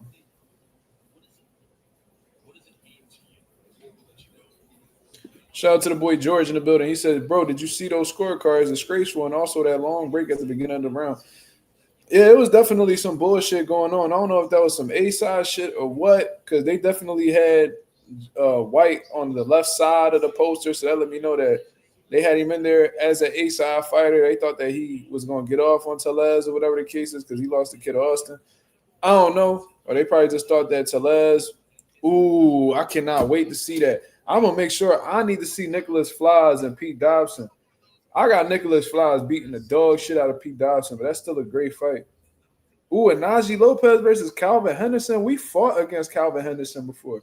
Oh, my God. And Darrell Valsaint. Oh, my God. This is a good fucking fight. Yo, this is a solid-ass card. See, these are solid-ass cards for hardcore boxing fans. Like, Nicholas Flores, that's like one of my dad's favorite up-and-coming guys right now. I think Morrell fought Calvin Henderson. My guy, Brandon Robinson, fought Calvin Henderson in a fight of the year in Philadelphia. Our guy, unfortunately, lost. He had an orbital bone from a headbutt. But they counted it as a punch. But then when we reviewed it with the Pennsylvania State Athletic Commission, it was from a headbutt. You feel what I'm saying? But unfortunately, we wasn't able to get that reverse. You know how that shit go. But we're very familiar with Calvin Henderson. He fought in Philadelphia a few times. He fought some dude. What the fuck is his name? He had a weird ass name, but his boxing name was like the Sexy Albanian or some shit. Super weird ass name. I think his name was like what the fuck was his name? This is an Albanian dude, but he called himself the Sexy Albanian. Or Jank Palana. It was Jank Palana or something like that. Crazy. But yeah, I'm very familiar with Calvin Henderson. He did fight David Morrell, though. He actually came to our gym to spar our teeth to get ready for David Morrell. You see, I'll be around, dog. Like, I swear to God, I be around. Like I said, shout out to Tifo Burlington for getting his victory today as well. But Calvin Henderson wrapped up his camp. I'm not going to say his camp. He wrapped up his sparring for David Morrell by coming to Pivot Boxing Academy and working with Tifo Burlington. I was there, brothers and sisters. I was there. You know what I'm saying? Y'all be thinking I'm just a YouTuber. I'll be out here. I'll be out here, man. Y'all sleep. Y'all definitely sleep. But anyways. Oh, shit. Slime is in the building. My bad, bro. I didn't even see you. Nigga just had me waiting there, bro. I'm just there I like, I'm just. I didn't even see, bro. I swear to God, Nah, I didn't even hear it. It didn't make a noise or nothing. It usually make like a popping noise. I didn't hear it. Nah, it's all good. Chilling. Nah, I just tuned back in. I was on the phone with my girl. Okay. Yeah, she wanted me to just wait for her to fall asleep. She fell asleep. I just hung up. Sound like some girl shit to me. No bullshit. Shout out to the boy George. He said Ben Whitaker versus Tifo Burlington will be a fire fight. I ain't gonna lie. I don't think that fight gonna be as competitive as people think. To be honest. Ben Whitaker's low-key ass. I ain't gonna say he ass. He's solid. But Atif is special, man. I'm telling you. And I ain't got no reason to even say anything positive about him. It's not like he part of my team anymore. But like Atif is truly special. Truly special. You eating almonds, bro? Mm-mm. Damn, I thought it was almonds. Fat ass. Damn, my fault, bro. G tatted up. What up? Salute, Philly in the building. Absolutely. Shout out to them Eagles for getting that dub last night. Yo, where's Coffee Plant? That nigga's gone Bush today. Who? Coffee Plant. Damn. You said who? Like if you don't. I didn't hear you. Oh, I thought I thought you were like who? I was like, damn. I don't know. Coffee been absent these last couple lives. I hope he all right. Coffee Like Plant was here he'll yesterday. come in early. He was here He'll like yesterday. yeah, but like he'll come in early and then he won't be in for the rest of the live. I don't know. He probably doing something. I think the last time he said he fell asleep or some shit. I don't know. Shout out to Yo, Coffee though. that was yesterday. We was on live with Mastermind, or that was the day before. The day before. Yo, Mastermind is hilarious, bro. Like what? Yeah, He he be said he said he said Stephen Colbert. I'm like, what? I'm the only nigga who caught that though. Stephen Colbert is that dude that he said that TV show. Mm. So I was like, what the fuck? What is he talking about? But yeah, I definitely ain't people what he said. Shout out to Goodfella in the building. He said about the Canelo Crawford fight. I only wonder about Crawford's punch resistance. That's a valid thing to wonder about, brother, because it's all good when you taking punches from 35 pounders, 40 pounders, 47 pounders, 154 pounders, but now you moving into a division where these guys are punching a lot harder. They naturally bigger. They coming down from higher weights than you. And their punch resistance is going to be a lot stronger than the ones that you faced previously in your career. So, like I said, I'm rooting for Bud. I think he's honestly going to pull it off. To be honest with you, I something just tells me that he's going to find a way to win. I hope that's the case because, you know what I mean? And I don't even know why you rooting for a drug chief, Slime. That kind of rubbed me the wrong way. Hey man. Like, I understand you don't like Bud, but you really, you know what I mean? That's just feelings. You feel me? It is what it is. You rooting for a drug cheat, bro. Hey man. Y'all could put my head on a spike if he lose. It ain't If about Canelo, that though. It's like you should be rocking with. I can't tell you who to rock with, but at the same time, it's like, bro, you should be rocking for Bud in this moment. no, I You should. understand he's a drug cheat and all, but me, I'm going into it because of the Spence jump, bro. That's real rap. I feel like Yeah, I but like, don't let's like. say I'm gonna I'm tell not you. even gonna lie. I'm gonna give I'm not you an even gonna example. lie. And maybe it's just we got different mentalities, but I fucking hated B Hop for what he did to Tito, right? He from Philly, just like me. I hated B Hop for what he did to Tito. But let's say B Hop fought Canelo. Let's say Canelo is part of his era. Or it could be like a notorious drug cheat like Antonio Tarver, right? Antonio Tarver got popped for PEDs. B Hop ended up beating Antonio anyway. But let's say I wouldn't feel right, me personally, if I was rooting for Tarver because B Hop beat Tito. Fuck Tarver. I could root for him. I could root against him in another fight against a clean fighter. It is what it is. I'm not rooting for no drug cheat to beat, a motherfucker who fought his whole career clean. Yeah, You know what I mean? Shit. but Fuck that, bro. the way I'm looking at it, bro, I understand. I understand Canelo's a drug cheat. I understand it 100%. I'm gonna root against him on his next fight. I got him because he's fighting Bud, bro. I'm not even gonna lie though. I actually rooted. No, I think I'm lying. No, I'm lying. I rooted for Canelo versus Belonga. I'm not gonna lie. But that's it. I knew Canelo was going to win, but I ain't root for neither one of them. I ain't even gonna lie to you. I was playing. I was like, yeah, man, I might root for Canelo on this one. But it's like, nah, I ain't really give a fuck, bro. I was happy as shit when Bivol whooped on Canelo, dog. I was like, bro, he need that. And He I'm need also I'm gonna also say this.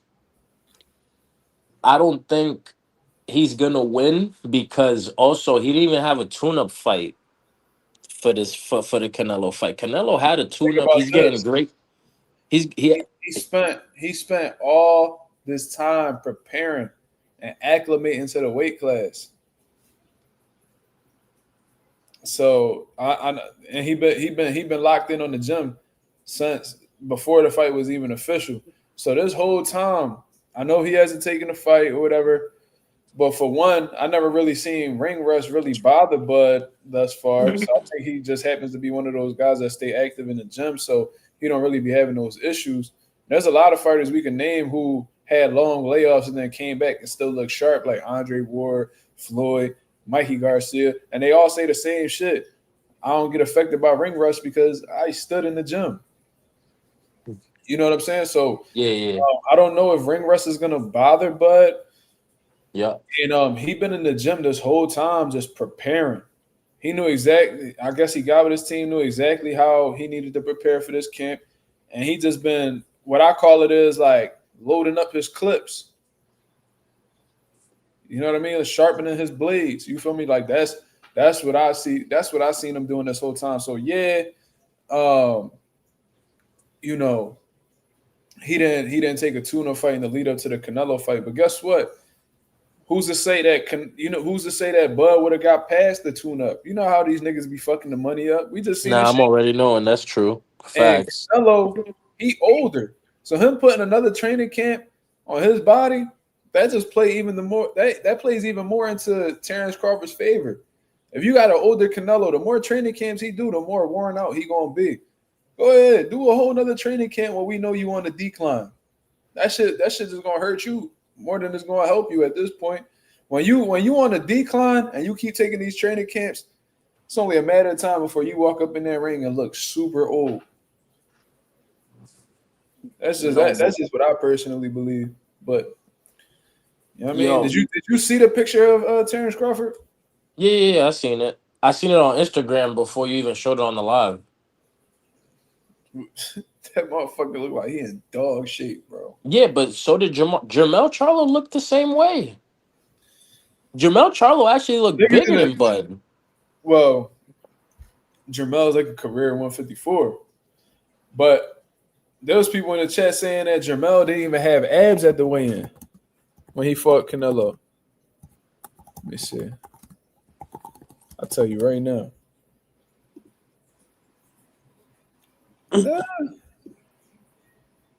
Nah, Jermel definitely he had abs, but he definitely was They like weren't as defined super as they do in the Bud picture for sure. exactly. They wasn't that defined. He had some water in his system for sure. He didn't have to make much of a cut.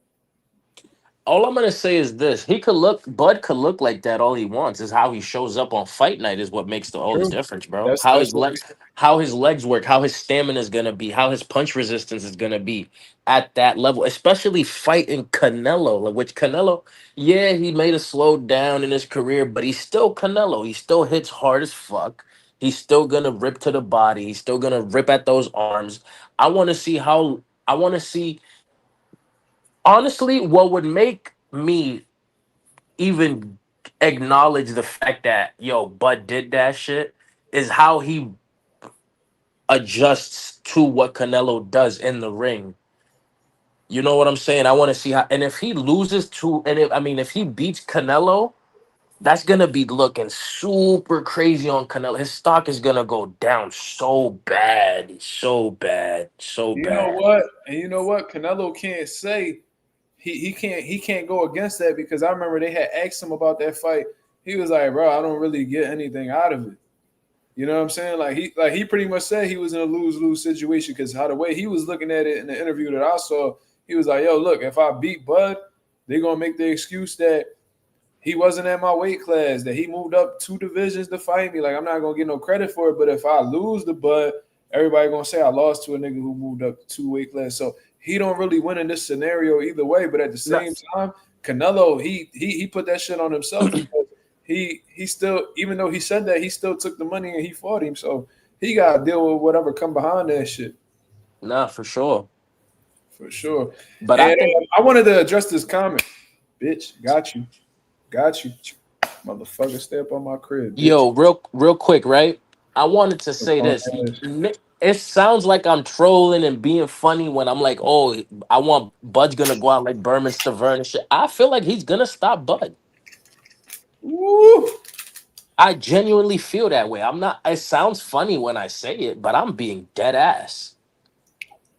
Mm, mm. I'm being dead serious. I think Bud's gonna go out bad. He's gonna realize why Canelo, why there's weight classes. He's gonna figure out why there's weight classes. Damn. Um, Shout out to my boy Tay.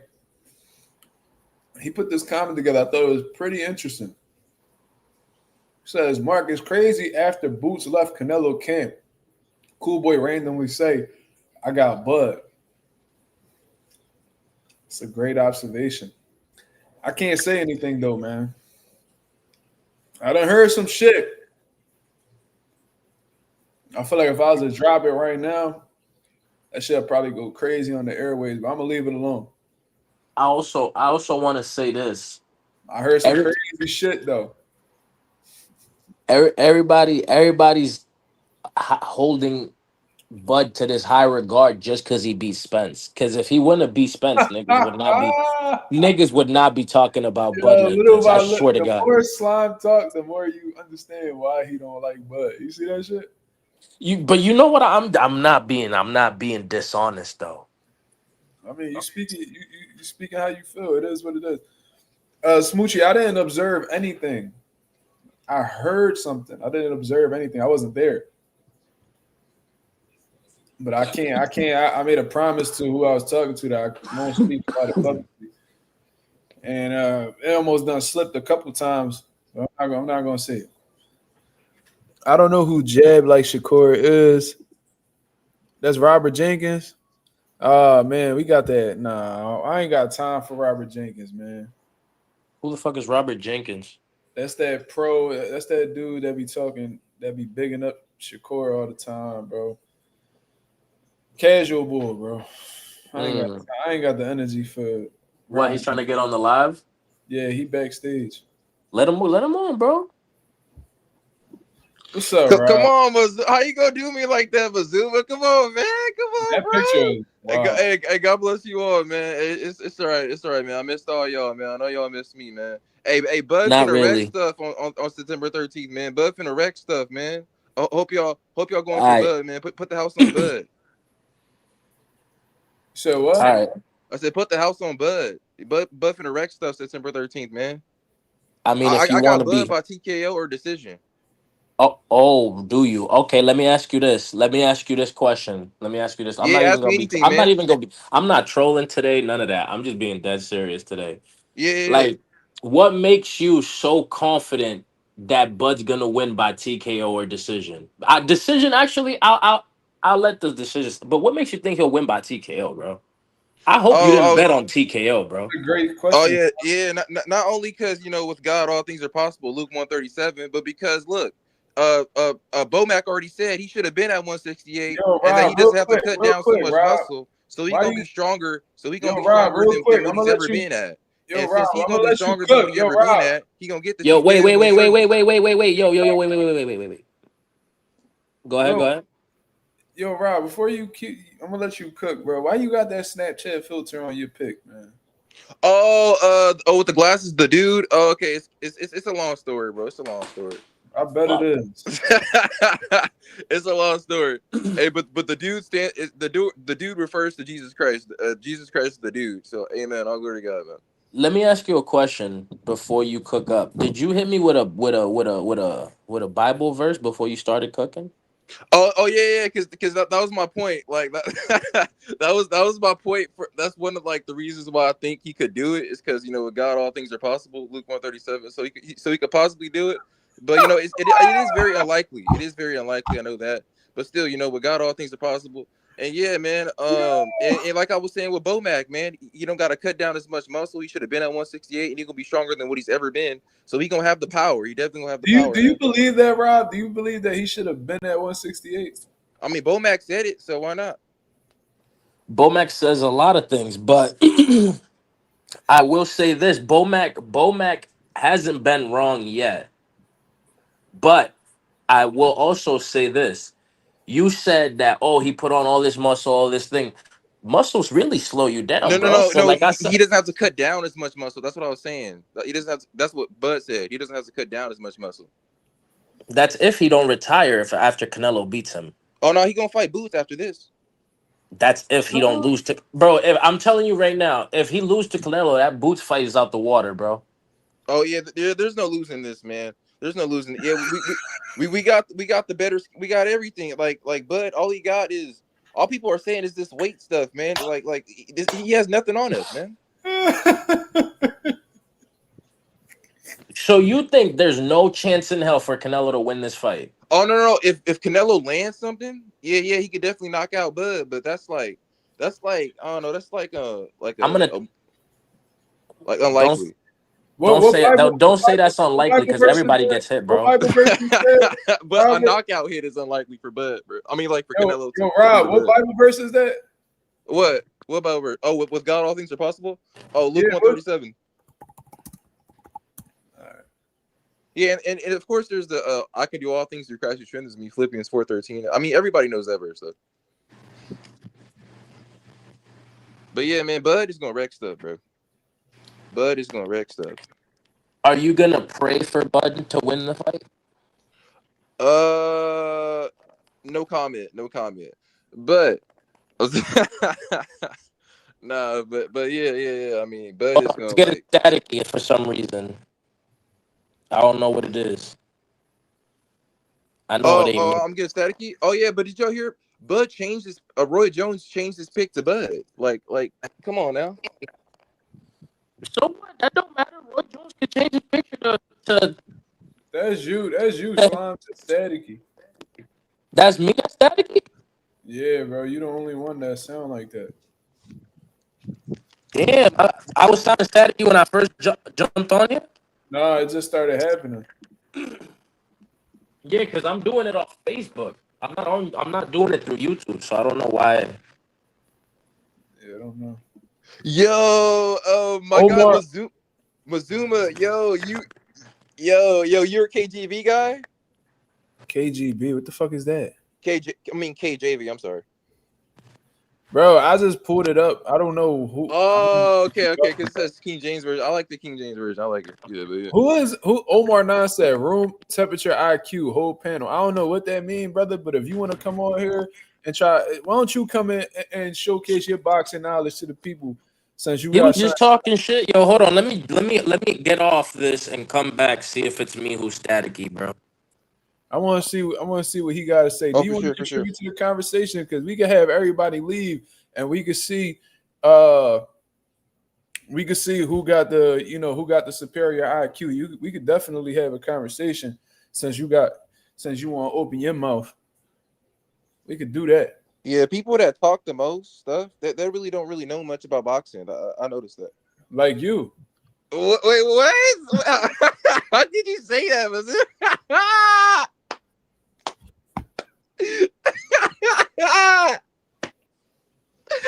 Oh my gosh. Yo, Robert Jenkins is the greatest casual of all time. What? How could you say that, Mazuma? Bro? I give a whole breakdown of my explanation. You the Jacote, nigga. You the Jacote. You the greatest casual of all time. That's what you need to change your name to on YouTube. Jacote. GCOAT. Oh my gosh. Shout out to the boy Robert Jenkins, man. Shout out to the boy Robert Jenkins. How long has it been since we interacted, bro? It's been a while, bro. I don't even remember the last time you came on, bro. Bro, what you call? Has anybody ever told you kind of look like Jay Critch? I heard, yeah, there was this girl I used to mess with back in like 2019, 2018. She used to call me that. Yeah, or Jay Critch, or what's his name, Junior? Yo, I'm back. I was backstage and it's still staticky. Oh dang, yeah. What's up, Slime? Yeah, what's going on, man? What happened? Oh no. I was just saying, like, what's going on with the situation? Like your mic is staticky or something? I don't know. I don't know what's going on. Yeah, bro. But yeah, I like your boxing knowledge too. I've heard you on this panel like a few times or whatever. I like your explanations or whatever. Yo, Rob, what you think about Shakur and Teo, man? Oh, bro, I have mixed feelings about it. At the same time, bro, it's like I don't want him to put money in a guy who's making like racist remarks pocket. You feel me? Like he's giving him his biggest payday. He's giving this guy his biggest payday, and he doesn't deserve it at all. Like I think it'd be better for him to fight Lamont Roach, but at the same time, I know Lamont Roach he fighting Pitbull in December, but I mean, I know that Tia, like he fighting Tia before Devin even fights Tia. So like at least he fighting one of the four kings. Like so I don't know. It's a little mixed. Like it's a little like I don't know. Robert, my boy Rouse said, "Didn't Robert say Shakur would stop Tank if they fought?" I think you did. No. I said Shakur by TKO or decision. That's what because look, bro, Ralph, look, That's literally like the only two ways to win, though. So I feel like that's hilarious. Yeah, because look, Ralph, he got dropped and It's wobbled by like Lamont Roach. you name both possibilities. It's like he got dropped and wobbled by Lamont Roach, Ralph. So don't tell me that Shakur is not able to stop him. When Lamont has like way less power, bro. And Shakur, who's this? Yo, that's Slime. Oh, that's Slime. Yeah, that's Slime. The mucus, man. nigga, did you just call me mucus, nigga? Yeah. You ever heard that Ski Mask song? He's like, shout out my mucus, that be my slime. Yeah, that's what that remind me of.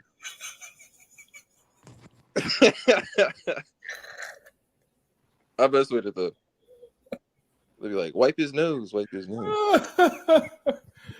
Yeah. Yo, Marky, what up, bro? Oh, we got a new guy. Wait, Marky? Sorry. I think I remember this guy. What you want, man? What's good, fellas? Who's this, Marky What you mean Dan? what I want, nigga? I ain't no fucking beggar at a door. I came to say hi to you. I ain't talked Nigga, to you in a shut the long time. shut your Uncle Ruckus sounding ass. Nigga, we Uncle can't even Ruckus? hear you, nigga. You underwater. You sound like the wetback you are. Go back to Puerto Rico, you bum. Goddamn punk. Don't let me call ice on you.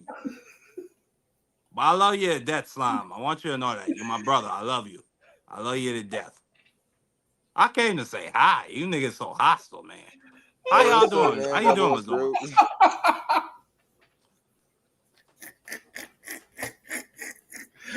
Yo, you gonna stop saying that ice shit towards Puerto Ricans too, nigga? Punk ass nigga with two first names and his motherfucking name. Man, fuck Marky, man. Can't trust motherfuckers that got two first My names. nickname is Marky, and I am a dandala. So I don't know what to tell you, nigga. Get over it. What's going on, man? Yo, what you think of Bud's transformation to 168, bro? That Conti Cream and Clear, the 2025 Cream and Clear coming through. Mazuma. Yo, you got no drug tested for that fight. He gonna send you a cease and desist letter. You better relax. Man, let him do what he gotta do. This ain't my real name, brother. Yo, I don't know my what to fault. tell My you. my fault. What's up, My girl called me. My fault. Yo, Uncle Ruckus sounding ass nigga. Shut your ass up, nigga. Hey, Slime, I love you to death, man. I'm sorry. I love you too, bro. Yeah, thank you. Thank you. Yeah, me and Slime, we both in the same boat. We a couple of island niggas. I mean, I'm less than 40 miles away from him. If he could get deported, I could get deported. That's just the facts. Bro, who the fuck? Oh, Nigga, right. you been deported, nigga. Slime, how about you go straight to hell? God You get deported there. damn. Whoa. Yo, bro, straight All to right, hell, bro. Let's roll this in, man. What was you saying? What was you saying about Bud, Marky? Yeah, the Cream and Clear 2025 Conti. He's coming out with his new experimental crap. Bud is his test experiment going into this Canelo fight. They ain't got no testing. I don't know if you saw that BS letter that Conti sent out where they said Bud had testing in 2024. Or the test said 2025 June, but the letterhead said July of last year, 2024. Ain't no testing for this fight. Bud is gonna go in there and beat Canelo half to death. Woo! That's what I like to hear. I That's what I believe want to it. hear. I want to see that Irishman get beat half to death. I'm tired of him being just getting the duck and be a hoe with impunity. And Yo, I niggas wanna. cheer him on for that crap. All right, All right, I want to put my input on that. Listen, Anonymous said they said that was a typo though. Marky. I want to tell you this, Marky Man, Dan. this nigga is a felon. Okay, he done sold out how many people in his goddamn fucking life to get away. I don't believe nothing about it. He's not credible. Yo, Jason Not Tatum, credible. relax, bro. Shut up. It's a soccer ball, bitch. Damn. I don't know, fucking Lionel Messi, relax. That nigga look like Lionel Messi. No, he don't. He looked like Gabriel Bonfim, bro. Damn. Ooh. I don't even know who the fuck that is, but I believe you. That's really my twin. I can't even say nothing. That I'm pretty sure I'm the only nigga who got that close to finding your twin, bro. Yeah, bro. That's like the closest I ever heard. Bella Faith Damn. said Marky gonna say Snack is with the CIA. Fuck out of here. Damn. Nah, but I mean, shit. Why not? Snack. That nigga did a deal with the federal government to rat out literally a big time pharma corporation. Why wouldn't he? Yo, Marky Dan, you still on the FBI's most wanted list, bro? I mean, shit, I might be. I just had a stream today. I mean, if you brothers pay attention to my channel, Democracy 101, salute, shout out, pull up. But Shit, yeah, I mean, shit, I might be. Baboon Balloon said, bro in hell, none of that smoke, but how much he blew. Damn. Who? You talking about slime. What happened? They said, bro in hell, none of that smoke, but how much he blew. Baboon Balloon right at you. Yo. Do that nigga Baboon Balloon character, is that a girl with a mustache and a true Yeah, he's transgender, bro. Fuck. Oh, my fault. Fuck. Shit. God damn it. God damn it. Somebody send a super chat. This motherfucker slimed and demonetized the goddamn live. God damn it. Marky Dan, why'd you make me say Said that? the goddamn T word, man. Where the hell is Lorenzo at? Shit. Motherfuckers. I look like Drake. Get the fuck out of here. I don't look like no fucking Drake is crazy. I don't look like no fucking Drake. You look like OT. You look like OT7 Kwani. Oh, the fuck I don't. You know, I be seeing him all the time. I know. Didn't he cuss out your manager? What happened? Tell us that story. What happened? Oh, cook up, bro. You over here telling YouTube our group chat shit. Fuck, my fault, bro. Nah, bro, my fault, bro. This nigga be talking too much. That's how I know you a rat. Nigga, you posted it. What do you mean? Did I? Yeah, you posted it on your story. I think that was my close friends, bro. Nah, bro. You be ranting, dog. Nah, oh my god. My fault. Damn. Yo, Marky Dan, get out of here, man. You making me spill the beans, bro. Y'all racist, nigga. I don't gotta go nowhere. Talk to that nigga. Deal with your fucking guilt. Don't blame it on me because I'm a little bit darker than you, nigga. Because I'm from a small island. Shout out to Smoochie with the $2 super chat. She held me down for the demonetization, man. Shout out to Smoochie. Always blaming the immigrant. Blame yourself, nigga. Nigga, how are you? Oh, Teach. That's the guy. Wait.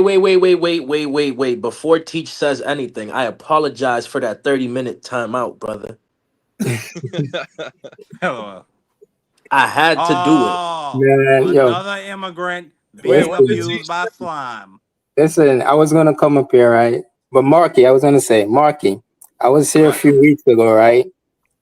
And I was watching this trash ass, whack ass fight with Yankiel and this dude from Colombia. And because I had my opinion, man, Slime shot me, man. Wait, what did he say? I believe you. Slime is a fascist. What did he say? He doesn't believe in freedom of speech. You also got at me, Mazuma, because I said the other guy I thought won. Wait, what fight? This is what they do. Yankiel Rivera. Oh, yeah, bro. I had to cook you, bro. I was pissed. Yo, I was pissed off that day, bro. Marky, what you mean that's what they do? Who the fuck is they, bro? The Americans. People like slime. Like you nigga, I am Puerto Rican, nigga. Ain't you American, Marky? Yes, bro. I'm yes, less American. I'm less American than that nigga. Those Puerto Ricans are basically like Trump's good boys. and good gals. Trump's good boys. Ain't you a Yeah, U.S. they're good Where you, boys. where you at is a U.S. territory though. Hell Yeah, yeah, Puerto but we Rico's a more, state, we right? more, Shut the we hell up. more. We in the same boat. Nah, Nigga, we got $20. more like a like Yo. culture. Listen Y'all here. all listen to Trump. Fuck out of here, nigga. Listen here, Man, listen here, Marky Dan. Nigga, if your $20 is the same as the US $20, shut your ass up, nigga. man, you ain't gonna tell me to shut my ass up, you filthy Puerto Rican. Go fry a God pig over some damn. fire. What the Go straight to fuck? hell. Abusing my brother Teach because he's black and because he's from Antigua. I see what's going No, on here. no, I I love y'all said to that. death. I said that because Teach don't know how to score a fight. I mean, that's your opinion. Why he Listen, can't have his opinion? You fascist? man, that fight was so terrible. That fight was so terrible. I had to give it to Angelo. Because at least he was How? trying. How? At least he was trying to knock the guy head off. Like Yankee wasn't doing anything. Like he was there missing and all that stuff. Yankel He was was dominating missing? that whole early and middle of the fight, bro. Yeah. Bro, did you watch only the last 3 rounds? That's it? That's all you Yeah, watched, bro? I watched the fight. Neither of those guys did anything. Yeah, you up. At Nigga, least Angelo was I'm trying. glad Angelo, you ain't a Ang, judge. At I'm least glad. Angelo was trying. Angelo was fucking headbutting the fuck out of this dude, bro. What the fuck you talking about? That nigga's ass. I think there's a whole And video of like and, a headbutt count in that fight too. and Yankee, they gave and they yo, gave bro. Yankee that 10-8 round, which the dude didn't even get dropped. Like He he got did get pushed. dropped. What do you mean? No, that wasn't a drop, man. Nah, he got dropped, bro. I don't want to hear it, bro. Oh, I don't want Mazuma. to. Yo, and don't be feeling the way about me because I ain't the one that put you in timeout. So Yeah, Mazuma. I wanted to ask who you got with Devin Haney and Brian Norman. you asking me? Yeah. Oh, everybody can chime in, but yeah, you can give your first take. I want to hear what Marky Dan gotta say first. Oh, for sure. I got Devin Fuck Haney, Marky man. Dan. I'm gonna go first. Man, go straight to fucking hell, bastard. Stop cutting the line. Stay where the fuck you at. Stop abusing people. What's wrong with you?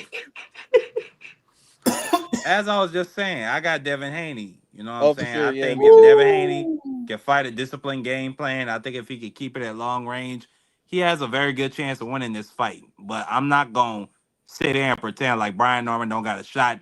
He could absolutely put Devin Haney to bed if Devin Right. Haney Yeah. allows They're gonna him take a dirt to nap. get on the inside and make it a messy fight. So if he could fight if he could fight like how he did against Regis, I think this should be an easy fight for Oh Dev. yeah, me too. Likewise. We got different opinions in the building, babe. Boom, balloon, Haney stoppage. That's crazy. This nigga Tay name is says, Baboon Balloon. Baboon balloon. Like what? Tay says Brian Norman by brutal KO. God damn. Brutal. Someone time Tay at I'm capping. Yeah. Smoochie said Haney Norman is actually happening. Do you watch boxing, Smoochie? Yeah. Like what? Yeah, it's on the Ring 4 card. November 22nd, Smoochie. Get it together. Smoochie got a crazy profile picture. Who? What is it? Yeah. What is that? It's I like don't know. it's like a drawing with his legs open, and I Yeah, think they're I putting see a it, but I don't baby know or what it something is. out. I don't even know where Smoochie got that from. She must have had like one of those. It looked like some Native American drawing, but it's crazy. That look like some shit. That look like some shit. It's a That, picture. It's a picture of the day she was born. What? that look like some shit that'd be like on an African painting or some shit. I used to have them Jones in my old school, and it was like some weird ass Jones. They used to be like that. But no, I feel Smoochie. She was not keep cloud she nine. until I see like a press conference for a fight. I don't really get invested. I feel Smoochie. I understand her. Yo, Smoochie Anonymous said he likes you. Nah, I'm capping. I'm capping. I'm capping. That is messy. You need to Nah, go. force it. Yeah, force your ass out this motherfucking. Yeah. Get it together. Good I got work. put niggas in timeout on the live too. That's crazy. Go sit down and think and become a better man, nigga. But what do I think about Brian Norman and Devin Haney? Yeah, I pretty much agree with what Marky Dan was saying. me too. Brian Norman is dangerous. You know what I'm saying? He got some good punching power. He got good timing. I think that's the most dangerous thing about Brian Norman. I think it's his level of composure for one, because he could be in trouble and you wouldn't even know how relaxed he is throughout the course of the fight. Good timing, devastating power with both hands. So that's something for Devin Haney to really worry about. But you know, power is not the end all be all. You know what I'm saying? Wait, what? Yeah, This nigga yeah. said I Skills need pay a. the bills. Whoa, hold on, Wait, what do you say? hold on. Whoa. I gotta do this. Don't nobody do nothing. Don't nobody do nothing in the chat. I got this. That is a wild ass comment. This nigga said, hold on. Stay right there. Don't fucking move, bro. I don't even see nothing. What are you talking about? This nigga literally said in the chat, I need a lady boy right now. Oh, yeah. Whoa. Yeah. You gonna sit your ass down for 10 minutes off of that. That's wild as shit. I can't believe he said that. What's going on, man? What y'all niggas be tripping? Y'all forget this a boxing channel? Go to Thailand with that shit, nigga. I know. What the fuck wrong with y'all? Anyway, I'm flying back. Hey. Cause he out here tripping. Oh Oh yeah, all right. Let's That sit nigga, him hey, down. that Let's nigga, sit him that down until he troll, done laughing. Oh my Let's sit that him down troll until that he like done to laughing. come through, that troll that like to come through and talk about that Yeah, weird I ain't gay even get to stuff. That's finish, bro. This slime. nigga said he need a That's lady boy, slime. bro. That This nigga gotta be said slime. he needed a lady boy and completely threw off my train of thought. Threw off Oh, the whole game. anyways, power is not the end all be all.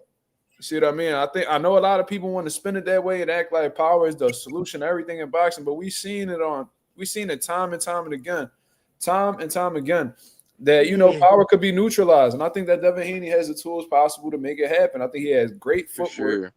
good foot speed, because you could have educated feet, and if your feet still be slow, Devin Haney has quick feet, good ring IQ, good lateral movement. I think that's going to give somebody like Brian Norman, who seems to generate his power when he's flat-footed. I think that's going to give Brian Norman a lot of issues. I've seen Brian Norman working on his footwork and stuff like that, but doing little footwork drills while you shadow box and are on the slip bag or whatever is not gonna. That doesn't necessarily mean that it's going to translate in the fight. You see what I mean? I think Devin Haney has a world-class jab. I think that Brian Norman is going to have a tough time establishing himself offensively when that jab is in his face. You see what I mean? And on the other side, and that's just speaking on what these guys bring to the table in terms of, skills, their physical attributes. Now we're getting into what they actually accomplish in the ring. Devin Haney is the more experienced fighter. You see what I'm saying? He's fought at an elite level longer. You can make a case that Brian Norman is one of the greenest champions in the sport of boxing. Yo. To be honest with you, dangerous, got good tools, but we don't really know what he's built like because he has yet to have a step-up fight in his career yet. Santillan, solid name. Just Sasaki, he ain't shit. You see what I'm saying? But neither one of those guys are high-level dudes that won world titles or anything like that. You see what I mean? So this is, and I see Devin Haney's mentality when he's talking about, this is just another fight for me, because he's fought at a high level for a few years already and beat guys who are more decorated than Brian Norman. That doesn't necessarily mean he's going to beat Brian Norman, but he definitely has the advantage from an experience standpoint. And we see plenty of fights where guys won just based off of their experience level. Big example, Benavidez versus Morrell. I think experience fucked over Morrell in that fight. He had the abilities necessary to beat David Benavidez, but he hasn't fought at that level yet. So it was a lot of shit at a pro level that, Morrell wasn't privy to, and Benavidez took advantage of it. So I could see that being a thing. You see what I mean? Where, he's going to be in the ring with somebody and Devin Haney's going to do certain things that he's never had to neutralize before. I think that shit's all going to play a part. I don't see Devin Haney knocking out Brian Norman. I wouldn't be surprised if Brian Norman hits the canvas, though. Brian Norman hits the canvas. But I got Devin Haney winning by unanimous decision and becoming the new WBO welterweight champion of the world. That's just what I think. Yeah, that's an excellent analysis, Mazuma. Yo. Slime. Slime, you done? Yeah. You done laughing? Yeah, I've been done laughing. Have you sure? been rehabilitated? Yeah. All right. Nah, but I think Devin Haney gets. I'm gonna say unanimous decision. I was gonna say stoppage, but that's mad unrealistic compared to seeing that as Devin Haney. But I like you said, Mark. I'm not gonna lie. He might hit the Brian Norman, and it's very possible that he could hit the canvas in this fight. Yeah, because I seen with Devin Haney, like I seen his power, how it affected Jose Ramirez, and like when he hit him, like I kid you not, it will wobble him a little bit. Like you can see the effects to it. Like you like it's something in those pillow fists, bro. It didn't wobble him. It more like stopped him dead in his tracks. Like what he would think about doing, he'd get hit and would be like, oh shit, all right, boom, reset. You know, and force him to reset. So if he could do that to Brian Norman, Brian Norman's in for a night of straight getting his head punched in, Yo, and it's gonna be bad. It's gonna be bad, but Tay says, do you think Dev and Speedy fight anything alike? They may have some similarities in terms of like athleticism and overall speed, but I don't think they No. fight anything alike. To be honest, Hell with you. no. Speedy Rashidi Ellis. Oh, Yeah. Rashidi Ellis? No, still hell no. Rashidi Ellis Yeah, throws nothing alike. combinations. Who you thought he was Yeah. talking about, Marky? Oh, I thought he was talking about Brian Norman. No. Dev and Speedy fight. They got similarities. You know what I mean, in terms of like they speed, but that's probably all they have in common. To be honest with you, I think Speedy's more off. I think he gets a little bit more greedier than Dev.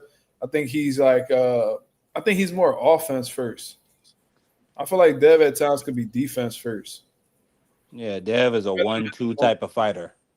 Yeah, He don't throw three-punch Speedy's more combinations. creative. Speedy's more creative offensively, but he doesn't have feet like Dev. You see what I'm saying? And I don't think that Speedy comes in shape like Dev. I seen Speedy gas out in that Vila fight. I don't think Dev will gas out like that and fall apart like that in a fight. And not to say like Devin, he has neat combinations as well, but like, Oh, he do. but it just depends. Like, Really don't. really, you don't like his Good combinations? combinations. He got good I combinations. mean, it's a He probably throw like 1-1-1 2-3 at a uppercut. time. Like, Devin, for the most part, though, he'll throw like he'll probably throw like 2-3 punches at a time. Rashidi, he'll let the whole clip go if you stand in front of him too long. I'm telling you right now, I've watched Devin Haney. It's over. He don't throw 3-punch combinations. That's not what he do I can show at you. all. Did you see the Linares fight? Textbook too.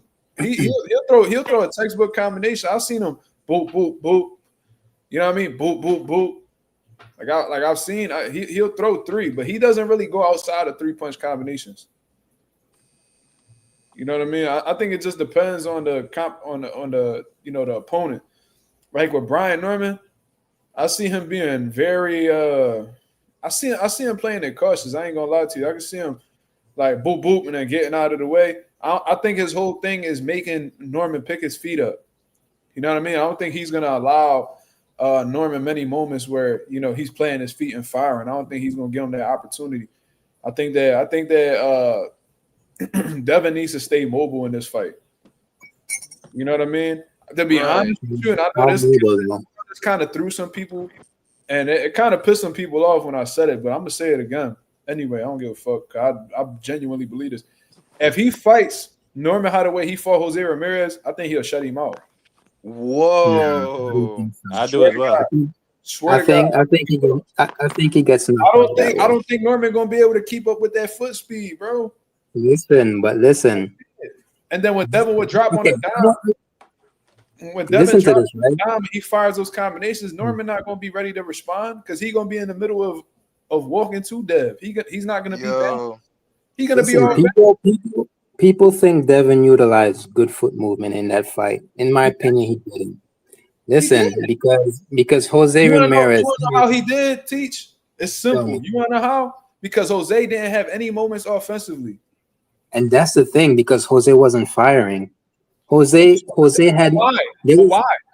But listen, I don't know. Maybe he was not. But He didn't have a target to throw at. No. Maybe he was gun shy, and that's my thing. I saw Devin Haney, the pillow fist. Listen, I saw many moments where Jose Ramirez was right in front of Devin, and he didn't throw his hands at all. Because he was worried about what Dev was shooting at him. Devin what? That's crazy. Right. Devin was Right. punching with bad intentions, bro. He wasn't as active as offensively as he should have been when he was firing. He was landing on Jose. And He a couple of was. the draws looked like it caught Well, Jose's attention. and you see what does that have to do with his feet? He was more afraid of what was coming back, right? Bro, because Devin would literally drop on a dime. He would stop on a dime and fire a combination. And by the time he finished the combination, he back on the move. He never gave Jose Ramirez an opportunity to fire. The reason why he was so you making it seem like you making it seem like his feet wasn't the reason why, you know, Jose Ramirez wasn't, you know, letting his hands go. He was never in position to punch because Devin Haney was a target that was constantly moving. I guess I saw the fight different because I saw many a times where Jose Ramirez would just stand right in front of him and not throw his hands at all. And Brian Norman is not going to make that mistake at all. He's going to throw his hand when he's right there in front of Devin. And that's yeah. And if he utilized the movement, we've never seen Devin utilize side to side movement like that before. This is the first time I've seen Devin done that before. So what that You mean? see him do it against Cambosis? Nah, he didn't have to. He stood in front of Cambosis for real. In the first fight. Yeah, he didn't. Jose Ramirez was the first time he ever moved that much, like for sure. Yeah, I know for a fact if Brian Norman was in Jose's Ramirez position, he would definitely let his hands go. Like he wouldn't give Devin like you don't know that though, Teach. Okay, we're gonna see how it plays out in the fight. But yeah, we are obviously we're gonna see that, but you don't know that for a fact because it's his opinion. You never seen Dev fight that type of style. You never seen Brian Norman fight somebody on the caliber of a Devin Haney. You don't know that. You speculating. In that fight, how many punches were thrown in that fight? It was like one of the least amount of punches thrown, right? Like Jose didn't let his hands go. Devin Haney didn't let his hands go. That's it. But you understand that's because Devin Haney controlled the real estate of the fight. Exactly. So if Brian Norman cannot control the real estate of the fight, what do you think is going to happen, Teach? Devin didn't give him any opportunity. Brian Norman be gunshot too, because he not going to be understanding where the fuck Devin is. He's going to be questioning his range the whole time. He's going to keep his hands in his pocket too. Watch. I feel Norman is not going to be in those type of moments. It's gonna be bad for Brian Norman. It's gonna be stupid. But I'll say this: I have Devin winning the fight. I have Devin winning this fight because of what Mazuma said initially, except for all that movement.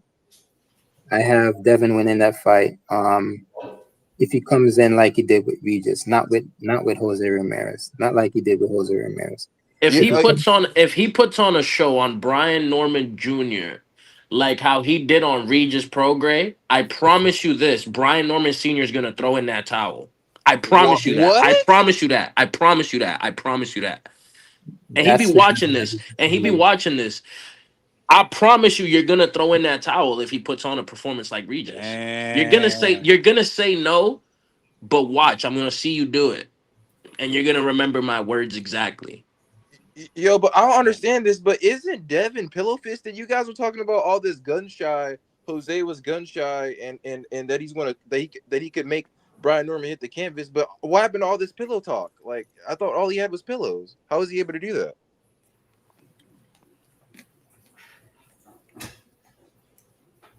I ain't never say Devin was pillow fisted, but I get what you're saying. Yeah, I mean, you don't need. Says. I'm gonna tell you this. I'm gonna tell you this. You don't need to have a lot of power to knock somebody down or knock somebody out. You hit them in the right spot, you're going down, bro. Oh yeah, accuracy. I promise you that. I hit you right on the temple, or I hit you right on the chin, and fucks up your equilibrium. Your legs are shot. This nigga Astro's an idiot. He said PEDs don't stop you from blocking a punch. Do you know that PEDs enhance your speed on a punch? Do you understand that PEDs make your punches harder? It enhances your overall performance. Do you know that it enhances your stamina?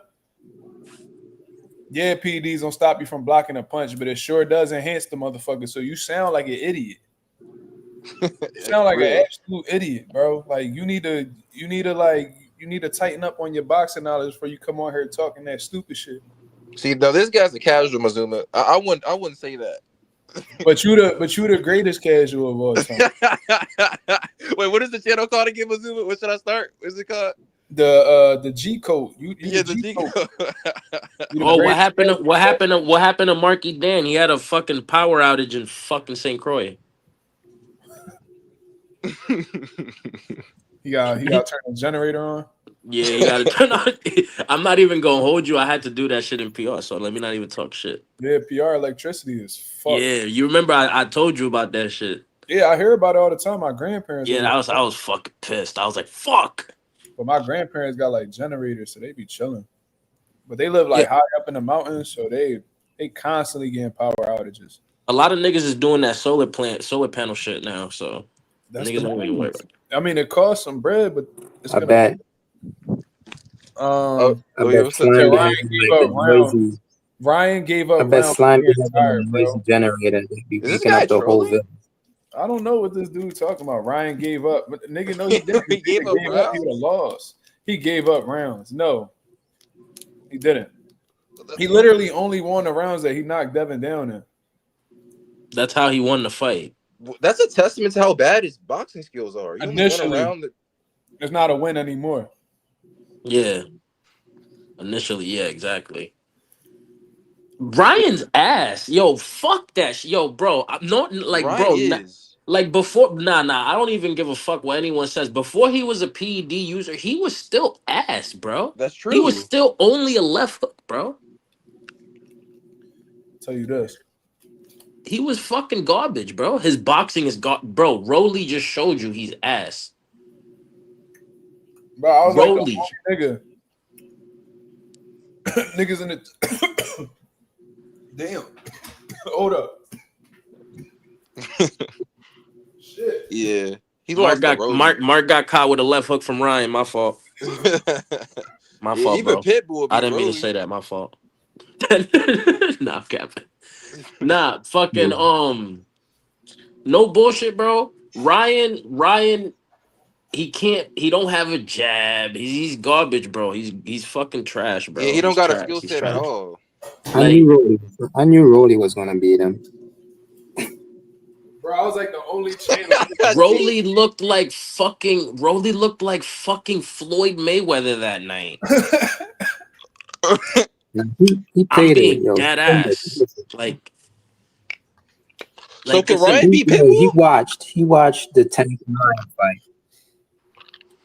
Rolly, he watched. and then he's over here with Dick eating ass Najee talking about I'm about to fucking get back. I got the spirit of boxing back in me. Woo woo. I'm about to rematch Rolly. Like, listen to how you sound. You got to rematch Rolly to rematch Devin. Shut up, nigga. You sound dumb. You know what's crazy? Rolly will beat him again.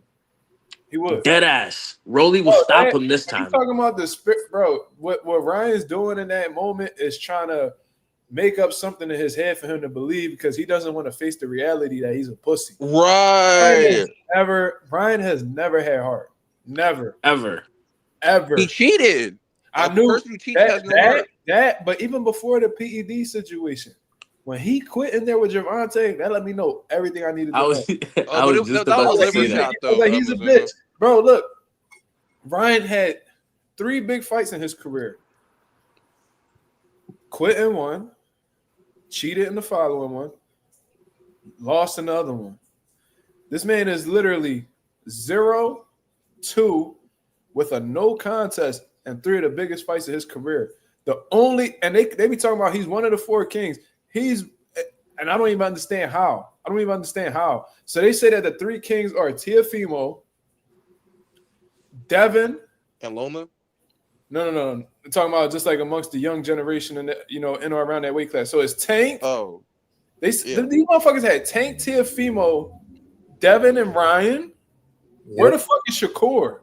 Right. What the fuck is y'all talking about? That fucking Tio's one of the 4 kings of boxing. How the fuck is that even possible? Only one. I'd He the take only nigga on that list, bro. He the only nigga on that list that has never won a world title. How the fuck does he belong on that list? Because when I remember the 4 kings, what was it? Roberto Duran, Tommy Hearns, Sugar Ray Leonard, Marvin Hagler.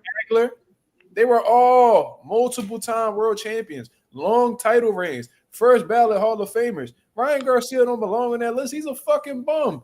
And I was one of very few channels that came out here, and I said, yo, Rolly's going to beat Ryan. I still got the videos up to this day. Niggas thought I was bugging for that. They're like, oh, I agree with everything you said, Mark, but Ryan's going to decapitate Rolly, man. I said, bro, all Rolly got to do is this. And that's what he did. And that's what he did. Literally, I'm not, all he had to do. I said, bro, he need to take a page out of B-Hop book when he fought Tito. That Bernard said that, bro, the whole training camp, he kept his fucking hand right here because he knew the moment that he dropped it that it was gonna be a wrap. He kept his hand up real high, and they said that every round where he dropped that fucking hand in sparring, they made him do another round. So he had to be extremely disciplined in that fight. I said that's all Rolly had to do. And what the fuck did Rolly do? Keep that motherfucking hand up, and that left hook never landed. I'm gonna say this too. He did land 2 good left hooks on him, and Rolly didn't even budge, bro. I swear to God, he didn't even move, bro. Well, and he just kept coming forward. I remember that, but I tell you what. Could that possibly be because he wasn't on that shit? Yes. Yo, wait. So you saying he only really has power when he's on Pez? He didn't even look. No, I'm gonna tell you this. He didn't even look the same. Saying anything. I'm posing a question. What I'm asking is, could that be because we seen Ryan when he hit Duno, boom. When he hit Fonseca, boom. All one punch knockouts. Knocked out Duarte. He beating these motherfuckers' ass, right? Cool. Like he sparking them. He putting people out. Same shit he did with Javier Fortuna, all that. Yeah. Yeah, but that was all at 35. Right. But because Ryan Garcia is a bigger guy, you would think that his power would translate to the 47s. His body looked different. How the fuck you move up in weight and you look smaller? First of all, that don't even make sense. You see how big Stephen Fulton looks? And he only moved up. He moved up only 2 weight classes. Like people look bigger when they move up. Look at Bud. Look how much bigger he. Nice. How the fuck do you move up in weight and you look smaller?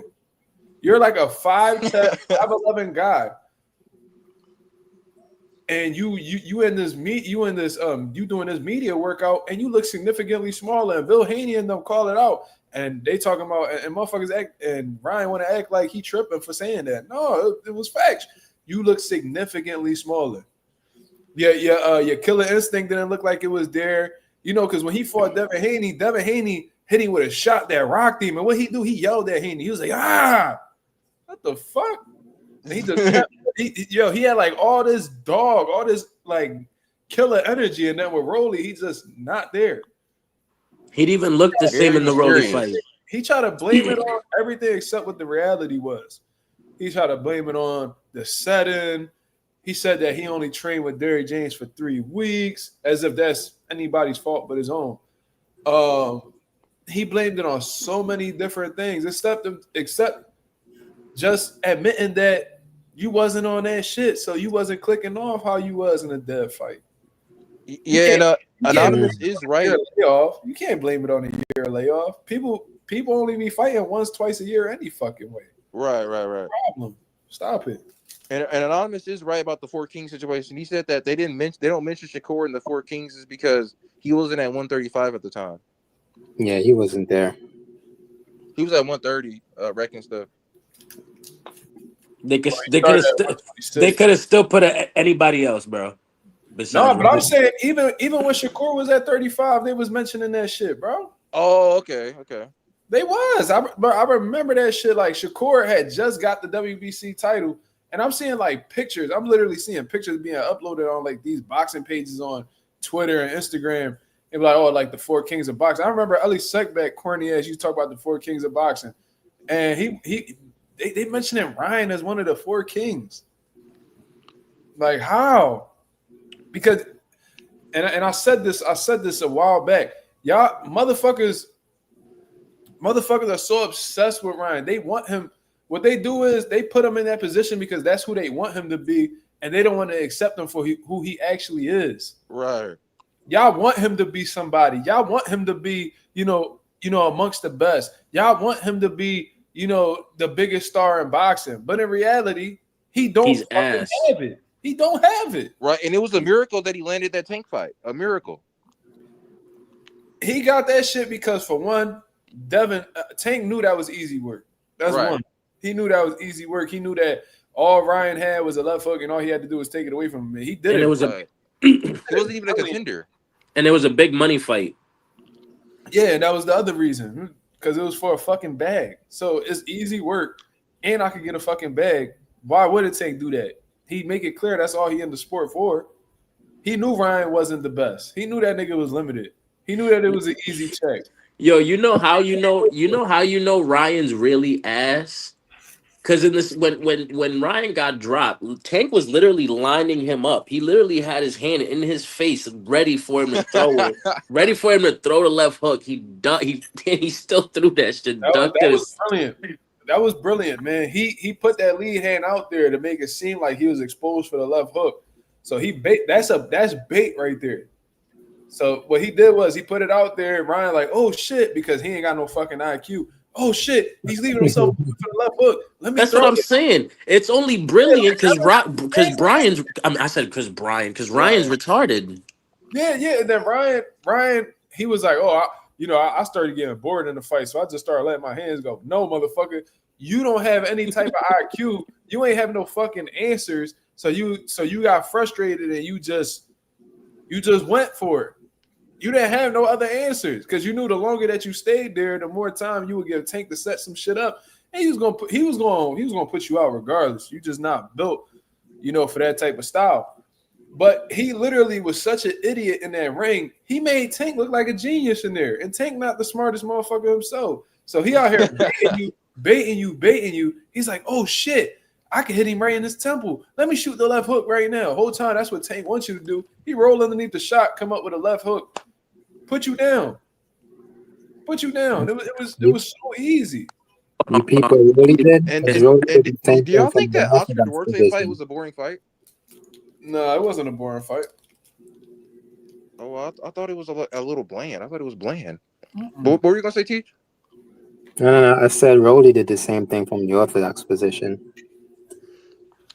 Oh, put his hand out there for bait, use it as bait. Yeah. Yeah, it's crazy, bro. Ryan tried to commit with a hook. Rolly slipped over to that left side. Bang! Got his head. He said, yeah. Put Ryan right on his pockets. And after that, Ryan was like, fuck that. I ain't getting hit by him no more. He felt that one shot. He was like, nah, I ain't getting hit again. Yeah, Ryan was trying to make it seem like, oh, I just didn't have it. I just didn't have it in me that night. Oh, no, nigga, no. You right. You didn't have it in you hard, nigga. And it was wait, what you say? No. I was just clearing my throat. Oh, okay. Yeah, I was gonna tell Mazuma, what you call that was a great interview, that Tito interview. I like that interview that you did with Tito. And what you call? Did you? Yeah, did you? You did a video, Najee, right? You spoke about with the Ryan interview. What you mean? Did I speak to Najee personally? No. Like, did you speak about like what happened, like him interviewing Ryan? Yeah, and I called him a motherfucking coon. Oh, yeah. I guess I think I saw that video. I think I saw the video, but I didn't like. What you say, Teach? Yeah, I said you spoke on it. Yeah, I definitely did, and I find it funny. He can't act like he don't know who the fuck I am because he was subscribed. On the show. He was subscribed to my channel. And he was in my comments a few times, so he can't ever act like he don't be watching me. The nigga be watching me, and he was. I seen a little clip on Twitter where he was like, "Oh, I ain't see y'all call out Ak and Barack for interviewing Ryan? Yes, the fuck I did. Yeah. The fuck I did. And I called that nigga, whoever the black one is, I called him a motherfucking coon. I did. So what the fuck? I'm gonna call you the same shit. Yeah. And if I was to do an interview with Ryan, first of all, I wouldn't. And if I did, the whole time it's probably just me, verbally assaulting this nigga.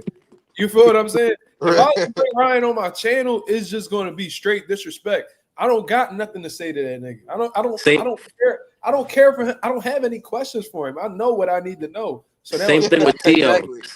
Same thing with Tio. I did the same shit with his father. When I called his father, he was like, "Yo, what the fuck?" I was going at it with him. Fuck him. What is there to do an interview about? I don't like you. Exactly. Yeah, I might unsubscribe from Najee because of that. Yeah, me too. I've been unsubscribed. You said you might unsubscribe, nigga. You better unsubscribe, nigga. You better bounce the fuck now, Captain. Yeah. You're right though, Slime. Yeah, it's just because he cool with Shakur and stuff like that, and I support Bud and Shakur and stuff like that.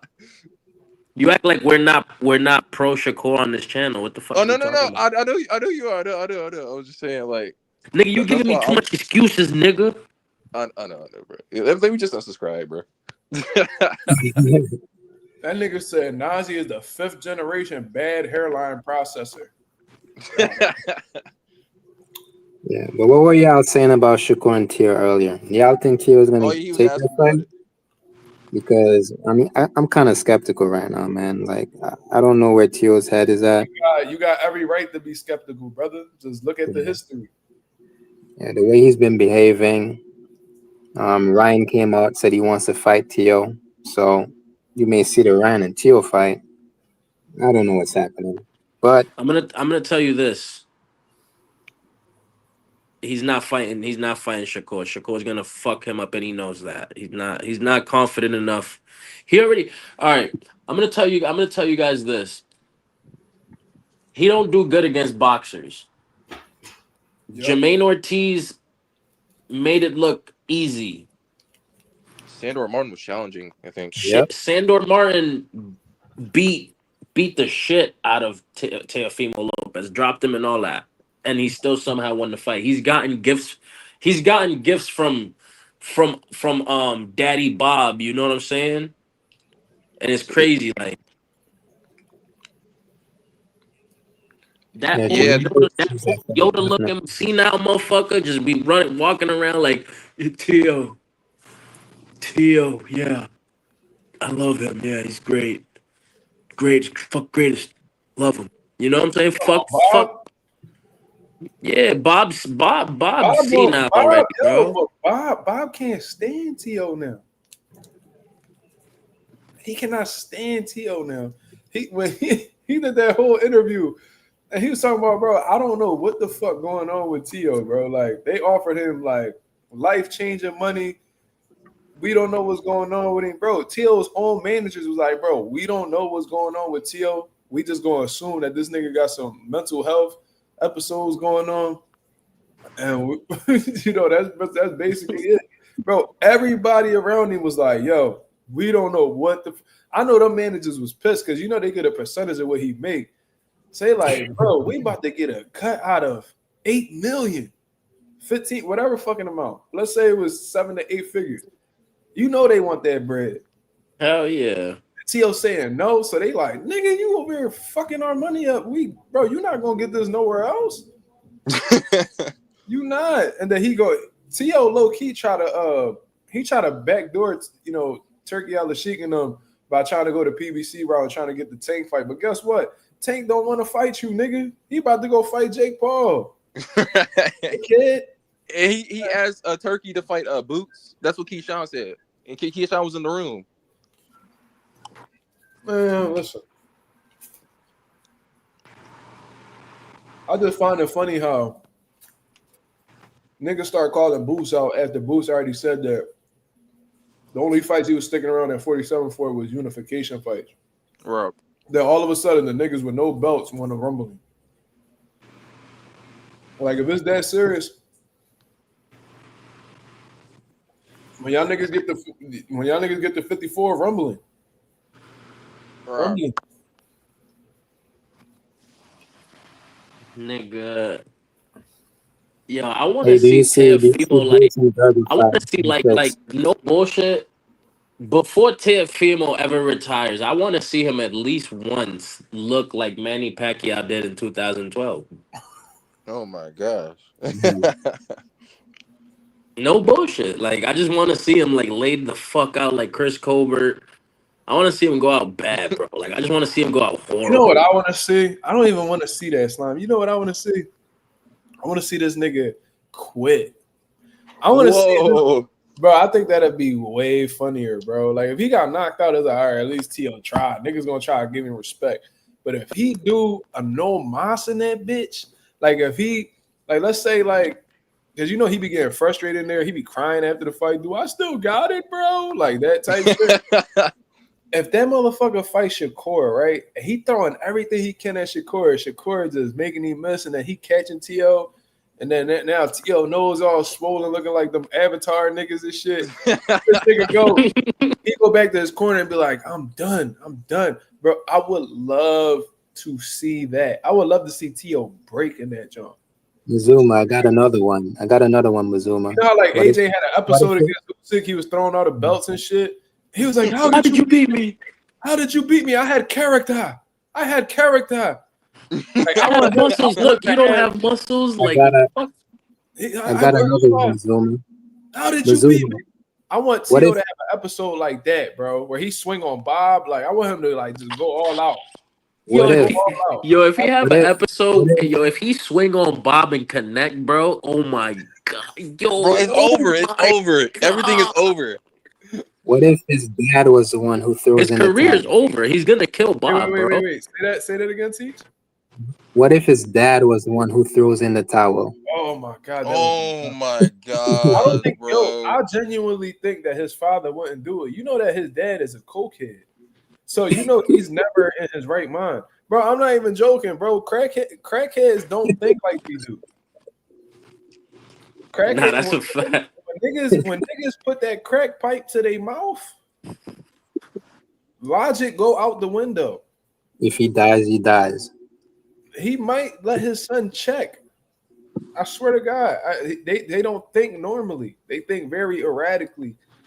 And he's always delusional about how the way his son performs too. Like his son could do no wrong in the ring. And then they always got an excuse. Oh, he had a hole in his esophagus or whatever the fuck the case is, right? Like that's the type of shit that they do. T.O. dad might keep that nigga in there on some, yeah, and he might get packed in that joint. Big toe hanging out the body bag, like that type joint. He probably let him go out like that. I swear to God. His father came on my channel and said that when he has intercourse with women, that he puts cocaine on his wee-wee. What? Bro, y'all niggas think I'm playing. This nigga, I know I was there. arguing. See, and I'm saying this because no nigga in their right mind would do that. No, I've never had such a terrible sex life where I was like, you know what, dog, I'm about to spice this shit up, nigga. I'm about to sprinkle some cocaine on my dick when I fuck my girl. That is some wild shit.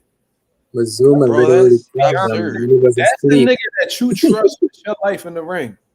giving this girl all type of bacterial vaginosis and shit. All nasty. Shorty wasn't feeling shit. Hey Mazuma, that day when you called him, right? Did you wake him up? Because it looks like he was out of it, man. I don't. No, bro. No, he Yo, was one thing. high. I'm gonna tell you one thing. He did not wake that nigga up. That nigga's been up for the past 17 days, coked out, bro. He was That not nigga said- asleep. He literally said on the phone, I said, yo, how you feel knowing that your son came out and said that he was a crack baby because you was high when you had him? He was saying, I don't give a fuck. I'm high right now. That nigga said, I'm high right now. I put coke on my dick when I'm fucking. I'm like, oh, yeah. Then he hung up on me after that. Like that's how he ended the call. What? That nigga left that bitch with a bang. He was like, oh, yeah, let me throw this shit in there before I stop. You know what I'm saying? Like, that shit is insane. And he bro, So that means he That said nigga, that he said that when he was conceived, his dad was on drugs, right? So and then he said he was high today. How old is Tio? Like 28, 29? Tio like my age, bro. So that Oh, means that your dad been doing smoking crack for 30 years. smoking, yo, smoking crack. Bro, it's simple math. It's simple math. If he's snorting it, you know he'll smoke that motherfucker too, bro. Trust me. This nigga, and he been doing it 30 years. You don't think he probably fucking with the needle by now, to be real with you. For Niggas sure, get he fucking with that. He fucking with that. I'm gonna, With that. I'm gonna check when I see TOC. I'm gonna check his arms. I'm gonna be like, yo, let me see your arms. This motherfucker He got fucking track. with that. He fucking with that Fetty now, bro. Yeah, that motherfucker got track marks all over that motherfucker. He be trying to borrow his sun veins and shit too. I already know. oh my gosh. That Anyway, nigga's doing flocka, all that. Yo, Hassan said in the comment section, Tio's a brawler, not a boxer. Then why did he box Arnold Barboza then? If he's such a brawler, I mean, he definitely got brawler in him, but I'm not gonna classify him as a brawler. Tio is athletic. He got some boxing ability too. He got good counter punching. He got good timing, good reflexes. A lot of his shit, I think, like his main basis is his athleticism though. Like he got like he's not Roy Jones, so let's not misinterpret that or misconstrue that. What I'm saying is what they have in common is that their base, like what their style is centered around, is their athleticism.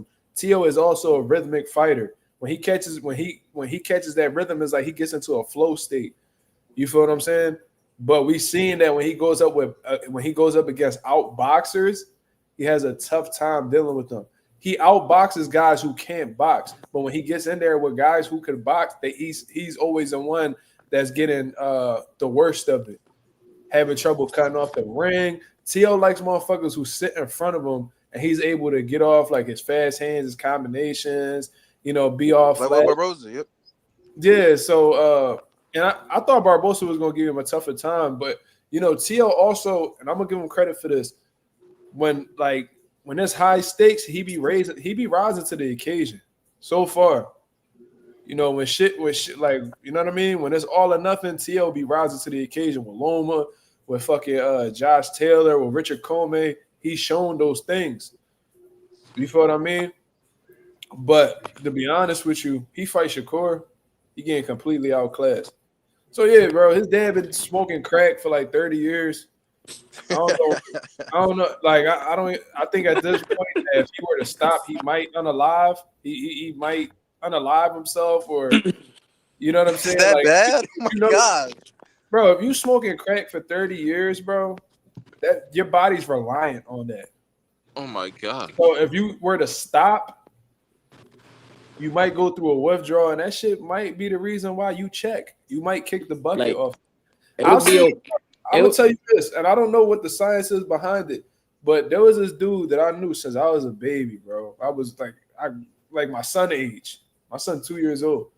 He been an alcoholic since before I was born. I'm well into my adult years at this point. Still an alcoholic. This dude went to a rehab. After a week, he passed away. Dang. God Oh yeah, them damn. withdrawals, man. Yeah. Like you said, they could get you. Yeah. When you do something for so long and your body becomes dependent on it, it's a wrap. Like you ain't about to just suddenly cut it cold turkey and think you don't need it no more. If Tio needs to keep making money to support his dad's crack habit. The day that nigga stopped making money, his pop long gone. I'm telling you. Wow. And I know this ain't boxing, but fuck it. They don't be talking about boxing when they being racist, so fuck them. Yeah, I know. Yeah, it's true. I hope Tio go bankrupt. Tio acting like he don't want no money. For real. He acting like I hope he don't get it. And bro, what be fucking me up is that Tio, he be like really trying. See, these dudes don't want to take accountability and say what it really is. This dude, Tio, will say anything except that he's scared of niggas, right? When he turned down that money for the dad fight, he was like, "Oh, it's all part of a bigger plan. blah blah blah. Like he made it seem like he had some other big shit in the works. Nigga, you ain't have nothing bigger than that. So I'm like, bro, the only way I would justify him pulling out of the dead fight is if he got a tank fight. Nigga never had a tank fight. Never had a tank fight. Exactly. So when I heard him bring up niggas' religions and all that shit, I'm like, bro, you're a fucking goofy because now you try to go to PBC route. They ain't had no money for you. So now you went back to Turkey. You apologized to him, kissing his ass and all that. Now you about to fight on a Turkey or the sheet card, supposedly, which I doubt, but supposedly against Shakur Stevenson. What happened to him being Muslim? What happened to him fighting in a Muslim country? Oh, but I guess since Shakur isn't Muslim, then it's okay to fight over there. You fucking idiot. Oh my god, what an idiot! Yo, bro. Wait, but dude, what you think about what y'all? I mean, everybody could chime in, but what y'all think about Richardson Hitchens fighting Gary Antoine Russell? Go ahead, Teach. Teach, you there? Yeah, I'm a bit busy. Give me a second. Oh, Okay, shit. for sure. All right, What you Nah, think? nigga, answer the question. Nah, play. Nah, hold on. Nah, is he? Hold on. He's really fighting Gary Antoine Russell. I heard they negotiating. Hey man, if it pulls through, then that's fire, bro. I'm gonna tell you what. If Hitchens accepts that fight, I'll be very shocked. For If real? Hitchens accept, Hitchens- let's say he No, stops y'all Gary niggas- Antoine Russell. That's not happening, bro. Bro, you say it's not happening, bro. It's fuck all that boxing, if- bro. Fuck all It's- that shit. I You like always the fight. want to pull out the if shit, bro. That's not happening. I like the fight though. That's not happening. Hitchens not cut like that. Bro, I be trying to tell y'all niggas, but y'all don't be wanting to believe me. Y'all be thinking I got something against Hitchens. I really don't. I think there's a lot to like about Hitchens, to be honest with you. I like his trash talk. I like the energy he bring. But that nigga got picks, bro. He's a turkey, bro. I ain't gonna full out call him a pussy, but he definitely a turkey. He avoids certain styles, bro. You know what I mean? That whole Super L situation, that told me a whole lot about the dude, bro. I'm telling you. And he gonna go up against Gary Antoine Russell? Get the fuck. And Antoine gonna beat the dog shit out of Hitchens if they fight. All right, I'm gonna tell you this. I'm gonna say this. I'm gonna say this. Ass. I'll bet whatever on that. Yo, all Bro, right, he you lost to bet Polo. you'll bet whatever on that. I swear to God, yes. Say Yes. everything. Put it on everything. I swear to God, right now. On my son life, on everything. Gary Okay. Antoine Russell will beat the dog shit. I got this bet for you. Okay. If Hitchens wins, you have to dye your hair blonde, nigga. No I swear bullshit. I say that. And if Gary Antoine Russell's, I'll dye my hair whatever color you want, bro. I don't even want to see you dye your hair. You a man, brother. I'll make you some ass push-ups before you do all that. Yeah, That happened? Mazuma, like I know it's not gonna happen, bro. Hitchens will not beat Gary Antoine Russell, bro. how You can locked say it that in. he You beat locked Canelo? it. You locked it in. You Bro, locked We've it seen in. Puello win. He We've don't seen like Puello pressure. win. Huh? We've seen Puello win. Puello don't fight like Hitchens. But Hitchens is He better got than outboxed. Puello. He don't. Huh? Hitchens is way better than Puello. What do you even talk? I'm talking about the styles. I'm not talking about who better. They don't fight nothing alike. But Styles he can't, make bro. fights. But Styles Hitchens make got the fights. footwork to do Yo, that. first Like, of all, Puello takes more chances than Richardson Hitchens. That's Puello facts. is a better fighter under pressure than Richardson Hitchens. So he's gonna do better with a pressure fighter than a fucking Richardson Hitchens. That's a fact. We see Richardson Hitchens get in there with Gustavo Lemos. You try to blame it on his weight cut or whatever the fuck the case is. Nigga, we seen it in the Rolly Romero sparring sessions. Gary Antoine Russell beat this nigga 4 times in the fucking amateurs. Clean sweep. I seen the Jaron Ennis amateur fight with Richardson Hitchens. This nigga has always had a problem with pressure. He do not like when guys pressure him. He likes to keep people at bay with his jab, and he like to keep his straight shots on him, repeat. You know what I mean? Use a little bit of movement, keep the jab on him, drop the right hand on him, repeat. He's very basic. And sometimes basic is all you need to win a fight, and he's really good at displaying the basics. But when you look over his career, he's always had trouble with people who apply pressure and let their hands go against him, and they neutralize his jab. Once you neutralize Richardson Hitchens' jab, he's hopeless. He doesn't have many chambers to his game. So yeah, you can say that Hitchens is better than Puello. That's debatable, first of all. That's very debatable. I don't That's know. very debatable because Hitchens, since he got the world title, he ain't fucking beat nobody. He ain't fucking beat nobody. And both of the guys that he fought both of those little Australian motherfuckers. Neither one of them are pressure fighters. So we haven't even seen Hitchens go up against that style, that pressure fighting style since Lemos. And that happens to be the most mediocre performance in his career. So now you talking about Gary Antoine Russell, who has the athleticism, he has the speed, he has the ring intelligence, and he got punching power. Bro, he's going to beat the dog shit out of Richardson Hitchens if they fight. I'm telling you, it's going to be easy. It's gonna be easy, and Hitchens can have power or whatever. I seen Gary Antoine Russell walk through them nasty ass body shots from Rayo and kept it moving. Gary Antoine Russell is a dog. There's not many people at 140 that's gonna beat Antoine right now. The only one I'm thinking that possibly got a chance is Subriel. Outside of that, ain't none of them niggas beating him. Tio not beating him. Motherfucking Hitchens not beating him. And Subriel probably got the best chance. Probably Subriel not gonna be able to beat him neither. It's easy money. Gary Antoine was the best. He's already been beat, Mazuma. Gary Antoine Russell is the best champion in the division right now, and I'll bet that shit against any of them. Yeah, you say he's already been beat, but that fight was contra. That fight that could have went either way. Yeah. But I'm gonna tell you this. I got Hitchens by unanimous decision, bro. I do too, because he gonna outpoint Gary Russell. He gonna outpoint him. Yep. You crazy as shit. So you got Matias losing to Antoine? Yeah, it's possible. I think Subriel's the only one. Yeah. I think Subriel's the only one that could beat Gary in that division. If we talk about you said, bro, like you said, styles make fights, and also it's boxing, bro. Anything can happen, bro. I mean, we could say that about anything, bro. But what I'm talking about, when we get into detail, we could say that about anything. I could say Andre Ward and Anthony Joshua. I could say, Andre Ward to knock out Anthony Joshua. But it's boxing, bro. Anything could happen. Yeah, we could put that. We could put that statement on any fucking matchup in boxing right now, and it could be true because shit does happen in boxing. But I'm saying, but when you break down the details and you look over what both guys bring to the table, Richardson Hitchens is not working. He's not outworking Gary Antoine Russell. He's not. Mazuma. The reason why Albert Puello had the success he had against Gary Antoine was because he was punching in between Gary Russell's punches.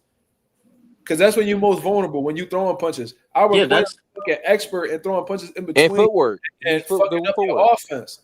And Albert can actually fight going backwards. He could fight going forward. He could sit in the pocket and trade with you. He's a very tough style to go up against because as long as you firing, he has a chance to. He's willing to take the chance to punch with you and get the better of those exchanges. That's why he had success against Gary Antoine Russell. That still was a controversial fight. It still could have went either way. But Richardson Hitchens is not going to take those chances that Albert Puello had. I'm telling you, he's not. Yeah, it is unlikely. I will say that. He's not going to do it. He's not going to play the counter punching role. He's not going to punch in between Gary's punches. If he's going to try to keep that jab out there, you know what I mean? He's going to try to keep him behind the 1-2. Gary Antoine Russell is explosive. He got the athleticism. He's going to be able to close the gap. He's going to put that pressure. He got great cardio. He's going to be letting them shots go, bro. He's going to drown. He's going to drown Hitchens. I'm telling you. Yeah, but Richardson Hitchens has the footwork to move to the side when Gary Antoine exposed forward. 12 rounds though. Can he do that consistently for 12 rounds though with a high volume pressure fighter like Gary Antoine Russell? Hey, this kind of sounds like. I was about to say we don't know that. So that's something we're gonna see on Fight Night. I seen him overwhelmed against Gustavo Lemos. Pressure.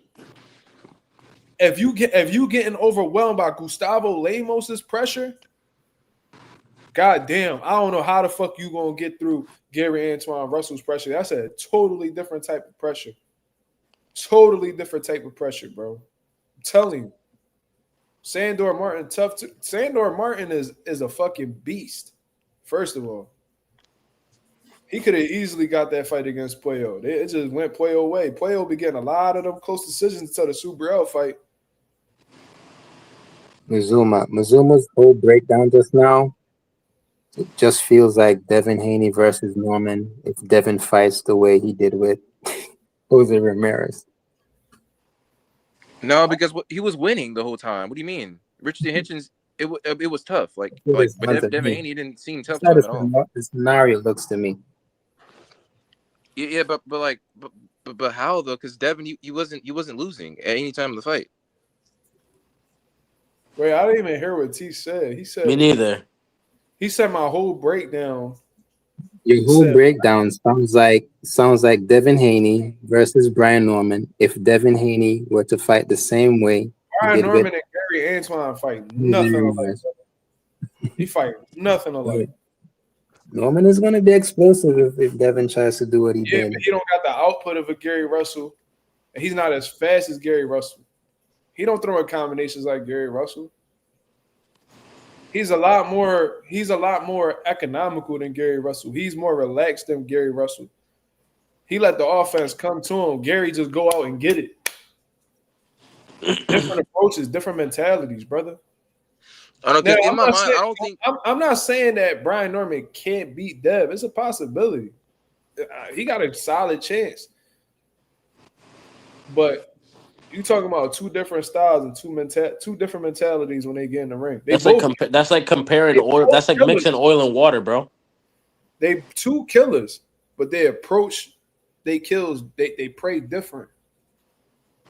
Yeah, and I think I don't know. In my mind, I feel like Gary Antoine Russell, he's not able to beat Hitchens, Tank, or Shakur. I don't think he's able to beat those three. Who? You say that again? Hitchens, Tank, or Shakur. Who can't beat that? Gary Antoine. You really think Hitchens will beat Gary Russell, bro? Yes. Out your I do. No, I think he could. You out your because he has to, it's not going to be an easy fight, but I think it's going UD, bro. But neither one of y'all can tell me how he'll neutralize Gary Antoine Russell's style. I can do it. All he has to do is watch film. All he has to do. It's so all easy. All he has to do is watch film. You should have told Ryo that. All you got to do is because Ryo doesn't have the skill set. He doesn't have the tools. But Richard Hitchens, he most definitely does. All Richard Hitchens has to do is watch film of Albert Puello versus Gary Antoine Russell and emulate what Albert Puello. I mean, that doesn't always work. That doesn't always work because that's not. He's gonna prepare. He's gonna prepare totally different. This nigga think that just copy what this guy did and you'll no, not copy. Build around it. You just said. I just heard what you said, brother. You said all he got to do is go watch the Puello and Russell fight, and from there he'll know how to beat Russell. What I'm telling you is that's what you said, right? Yeah, he can make a blueprint around that. It's not that simple because Hitchens don't got Puello's DNA. They don't fight the same, bro. But you're a better fighter. But you not all right, but they fight totally different. Now, if you feel like Hitchens is better than Puello, that's your opinion. I'm not going to disregard that. That's just how you feel. But just because he better than him don't mean that he can fight Puello style better than Puello. It don't work like that. So, Gervonta Davis is better than Pitbull, right? Right. Cool. I think we can all agree he's the more complete fighter. But can Gervonta Davis do what Pitbull do better than Pitbull? No. Yeah, I mean, all Pitbull do is throw hooks. Oh, he can. Anybody can throw hooks. No. He don't apply that same type of pressure as he don't throw. Right, let me give you another example. Right. Let me see. Let's see. Usyk and Wilder. Usyk's better than Wilder, right? Right. Most certainly, right? Let's say that's like telling Usyk, you want to beat Fury? Go watch the Wilder fight and throw the same right hands that Wilder threw. You're going to knock him out. Oh, there's no way that's going to work. And why? Why is that? Because based off of your logic, you say, Usyk better than Wilder, so he could do better. He could do what Wilder did. No, it don't work like that, bro. Just because you better than somebody don't mean that you can fight their style better than them. Don't work like that. So, but in Puello's case, he doesn't have. I mean, like what? I mean, I'm just basing it off footwork and I think Mazuma is in that aspect since he doesn't take chances. Like Fury. Yeah, like he doesn't take a chance, so it's hard to beat that. If you a cautionary fighter like that, you're not just gonna just wake up one day and be like, "Oh fuck that, I'm gonna just start punching them." No, bro. If that's your mold, if that's how the way you approach boxing, ain't nothing really gonna change that. Hitchens been boxing since he was a baby. So it's like he not just gonna wake up one day and just change his whole DNA as a fighter. You are who you are. You can't change that shit. Now you could add some things. You could follow through with it. You could work on a game plan during the training camp and follow through with it in the ring and all that. But you know what I mean? Just because you're better than a fighter don't mean that you could, do their style better than them. Because you're the superior. No, you happen to be the more complete fighter, but you're not cut like that particular individual in that field. Yeah, so basically, like the only way Richard Hitchens could win this fight is if like he uses great footwork and if he takes some chances, like because he has the hand speed to punch in between punches, like to punch and then defend. Like he can do that. But he's not a better counter puncher than Puello. He's not. And he don't take chances like Puello. And that motherfucker not gonna sit in the pocket like Puello doing fire off combinations. That shit's not happening.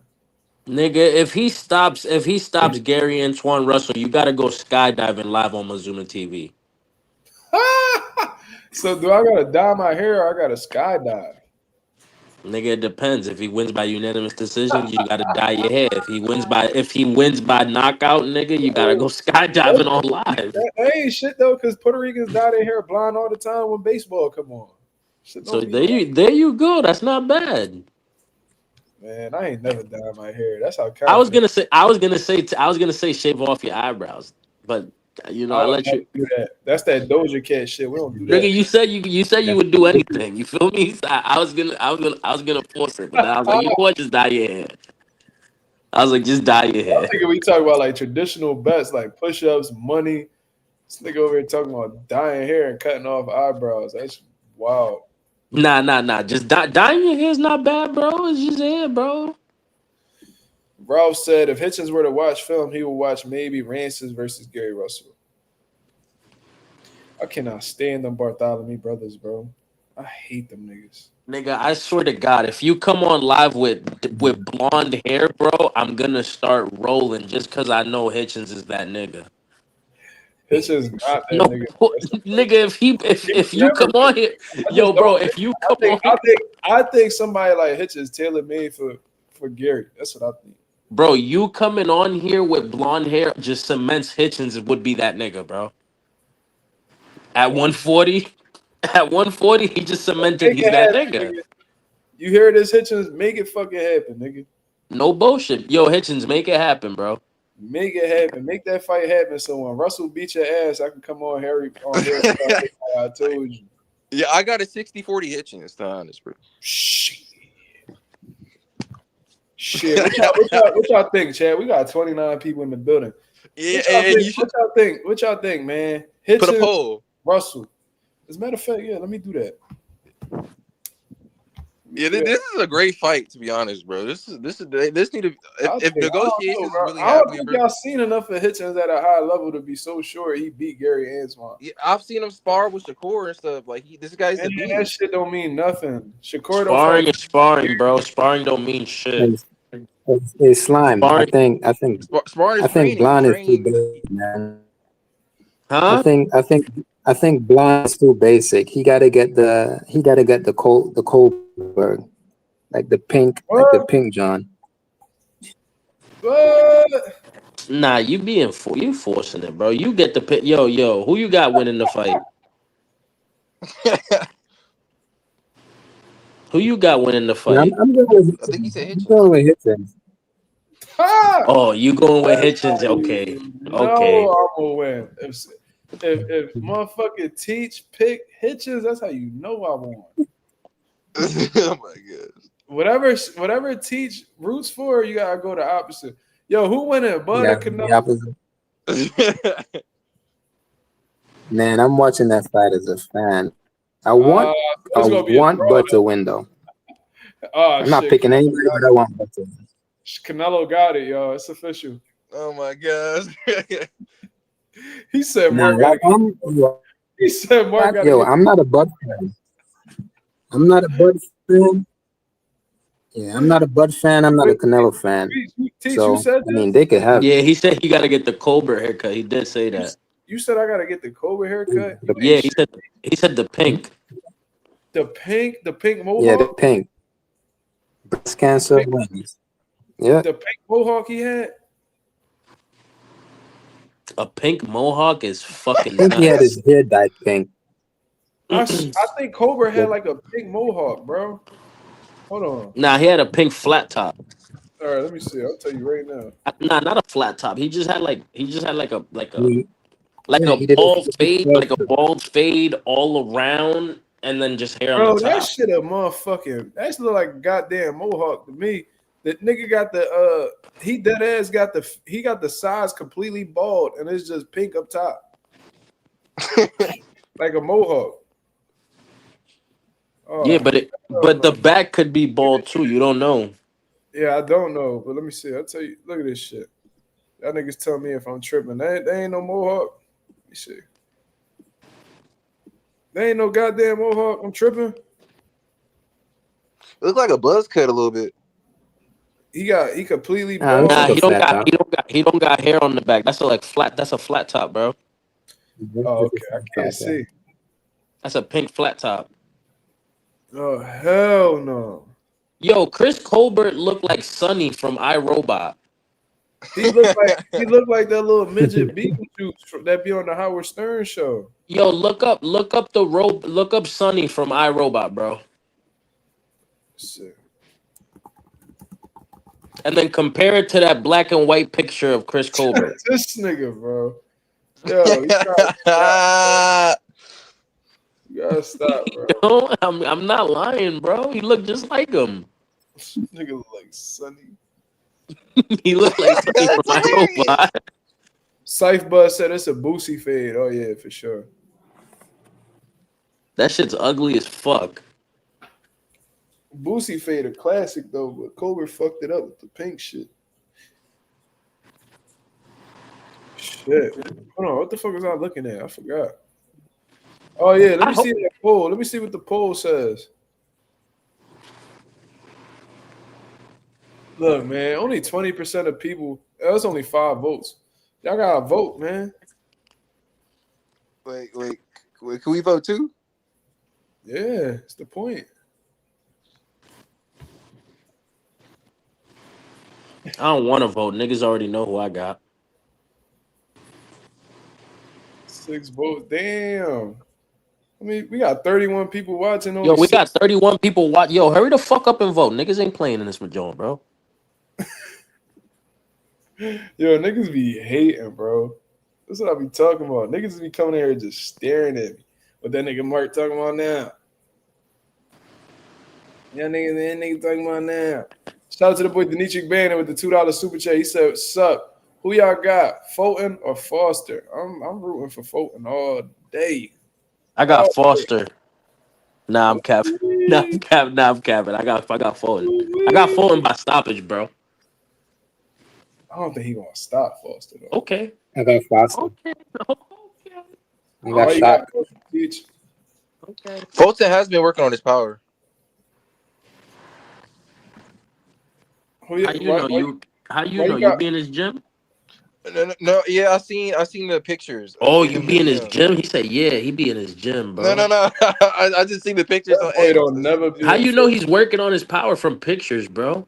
Oh, okay, because that's what the caption said. It said that he doing like that twisting thing with the fist and stuff like that, trying to like. Nigga, you don't know what you saw, bro. That boy Robert don't never be in Philly, bro. That nigga could have been jump roping the whole time. Bro, nah, bro, he had gloves. Like, oh, he's working on his fucking power. Teej, why you think Foster gonna win? Oh, did I just think he's a better boxer. You think so? Yo, somebody packed each up for another 30 minutes. Pack who? Teach up for another Yeah, I'm 30. not saying Foster is trash. I just think Foster is better. Foster's not trash, but he's not beating Stephen Fulton, bro, at all, bro. At all, bro. He's going out, bro. He's going to sleep. If he don't go to sleep, he's gonna get outboxed and he's going to decision by UD, bro. Honestly, the here 130 right now is Foster and Ford. Those are the two guys I see at 130, the best. I don't know. Ford, how the way Ford look at his last fight, he might have to move up.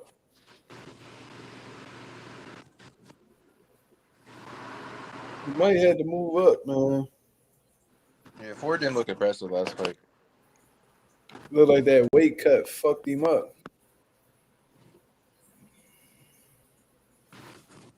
But let me see that poll. Let's see what y'all niggas talking about. 70-30 Russell. All right, so that's 10. That's 10. That's 10 votes. Fuck it. So out of the 10 votes, 7 people said Russell will win. 30% said, what's the fuck? Damn. Hitchens. Shit, my fault. I'm tired as a motherfucker, boy. Let me see. Yeah, bro. I think Fulton gonna beat Foster, bro. I think that jab, the inside. I think what's gonna win. I think what's gonna win Fulton the fight is his inside game, bro. Yo, you know what would make me backflip? Yeah. If Bud goes out like Billy Joe Saunders, bro. I swear to Oh God. my gosh. I swear to God, bro. I This swear to nigga, God, bro. I swear to God, bro. I swear to God, if fucking Canelo just starts standing up in the middle of the fucking round and just starts raising his hands up, bro, I'm going to sleep early. bro, I'm gonna have a bunch of people here for the fight party, bro. That shit gonna get wild. I don't You think that. going live for it? Yeah, bro. I Yes. yo, I want to. I hope everybody who's watching that fight has Bud for when he goes to sleep. I can watch all of you in unison cry. Yo, this nigga is a hater. I want to watch all of you in unison just be sad. Bro, I'm gonna put my laptop. I'm gonna try to set it up some way. I'm gonna put my laptop like right underneath the TV, Yeah, put it underneath the TV. so you can see everybody on the couch and shit. Bro, that shit gonna be funny as fuck. And the people I'm bringing over here to bid too. That shit gonna be hilarious. That'd probably be my funniest live, bro. You know me. I'm gonna start. Yo, who you bringing? People from your gym? Yeah. All And I right, got best. So all of them, I'm gonna start. comparing them Chris to cartoon Maldonado in the characters. if Chris Maldonado in the chat, I told him he could come through too. I'm gonna start comparing everybody at the watch party to cartoon characters. This nigga's a loser, bro. Focus on the fucking fight, motherfucker. I'm gonna be watching the fight. I'm probably not. I'm gonna be watching the fight. Buffalo said Bud going to sleep. I don't think so, but Slime says that he is. Oh my, yo, if he goes out if he goes out bad, bro, I swear to God, bro. I'm gonna just go to sleep early. I'm gonna be so hyped and overwhelmed. I'm just gonna go to bed. If he wins, if he wins, if he wins, bro, if Bud wins, bro, if Bud stops Canelo, dog, I'm not don't drop a link. Don't even if you see me backstage, don't even let me on. Don't let me on. Just don't let I promise you, don't let me on because I'm gonna be so mad. I'm gonna talk so much shit about Bud and it's not just don't let me on just don't let me on. Just don't let me on. I'm gonna be so Oh my mad. gosh.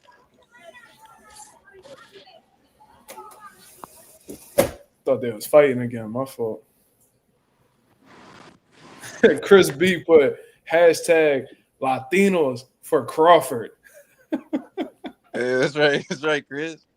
Yeah. Chris B letting it be known. Fuck Canelo, nigga. Fuck is you talking about?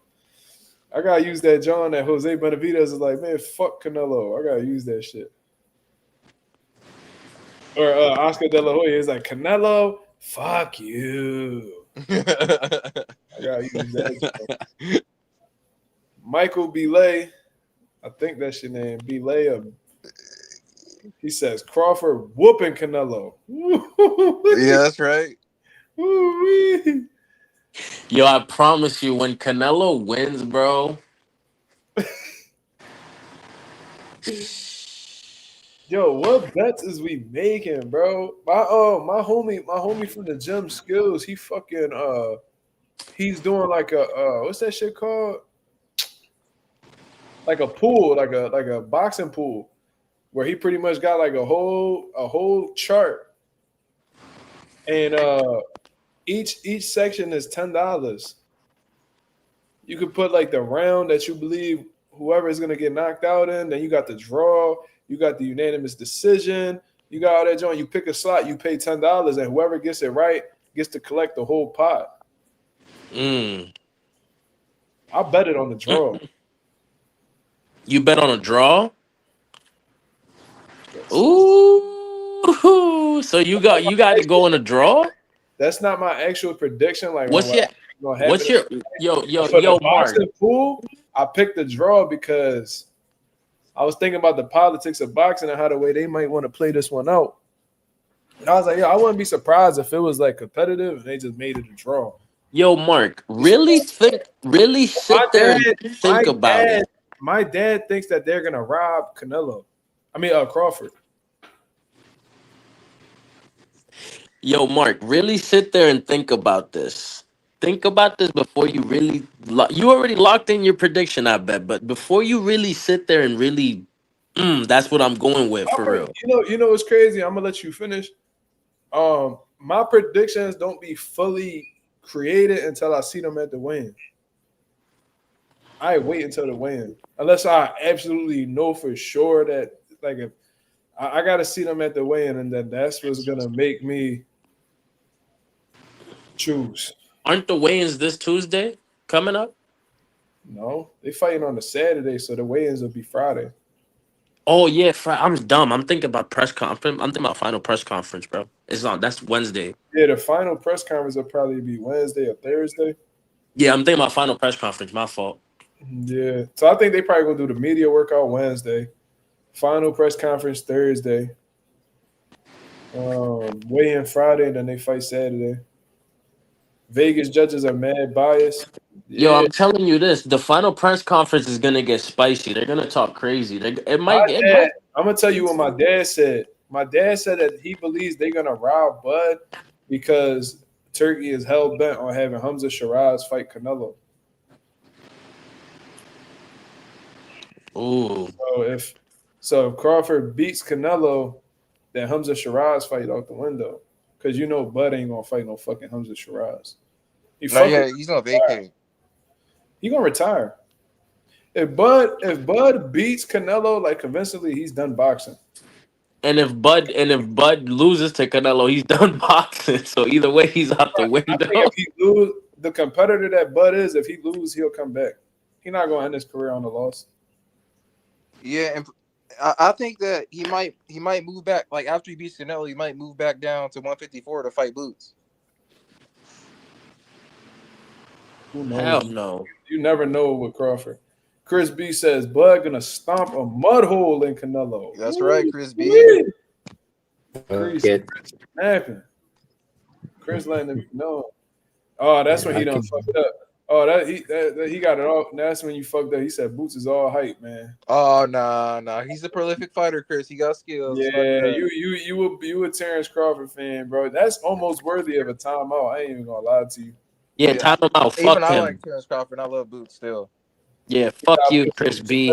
His name. Time him out for 30 minutes.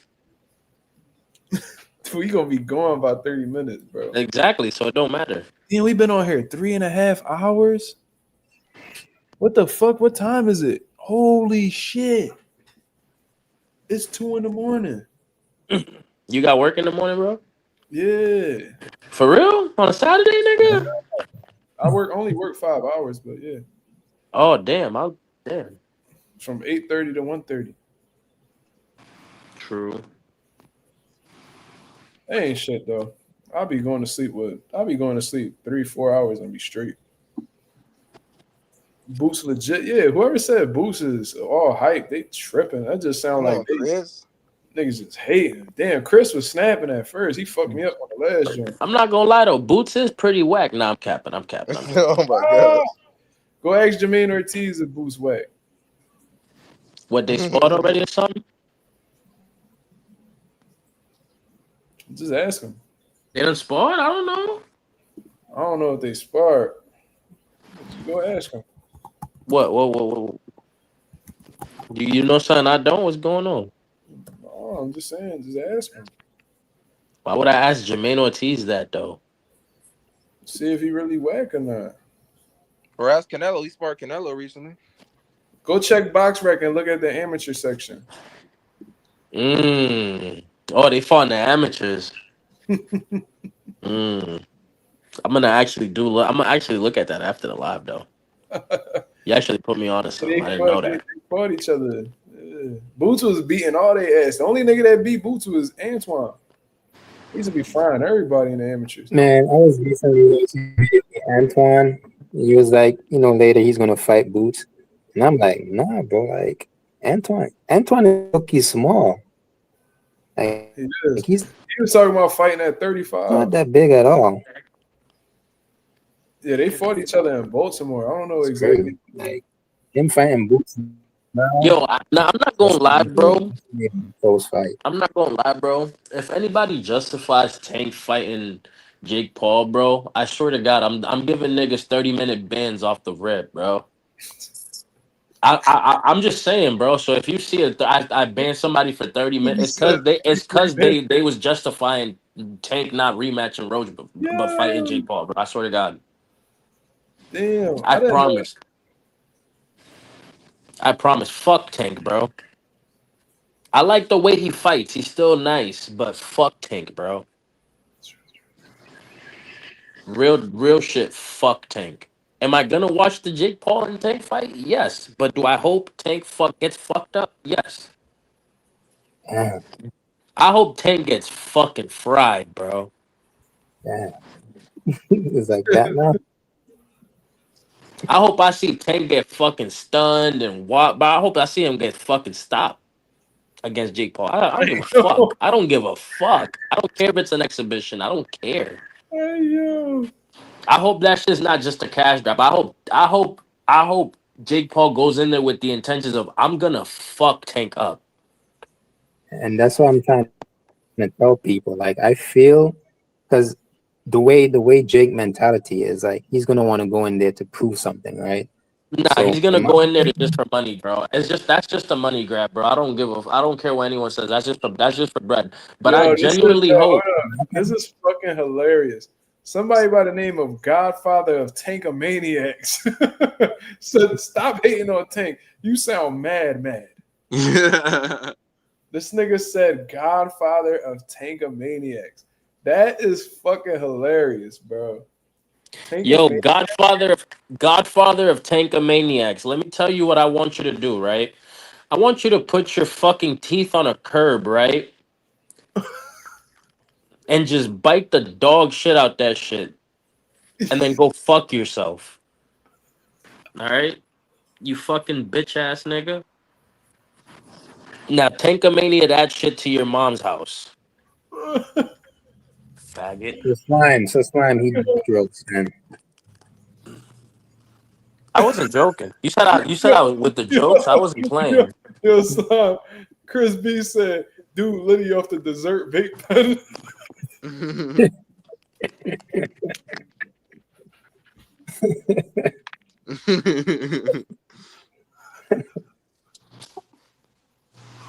A dessert vape pen? Yo, I spit water all over. All right. Yo, Chris B. Apparently, I can't even drink water in peace. All right. Yo, this nigga said the dessert vape pen. What the fuck? Why the fuck was that so funny? This nigga got a vape the English muffin flavor. Oh my gosh. This nigga got a blueberry vape, blueberry flavor. That shit made me spit take all over the fucking wall. I was drinking water. Yo, Chris B, fuck you. He said Tank is the GOAT. Yeah, you lost me, brother. This nigga said Tank the GOAT. Of what? Not boxing. Of knees. Oh shit. He said Buddy watched too much American History X. That's crazy. What? Too much American what? American History X. I think he talking about the biting the curb shit. I don't know what the fuck that even is. Time out for lack of me not knowing what that is. Let's be real. Crawford winning in 8.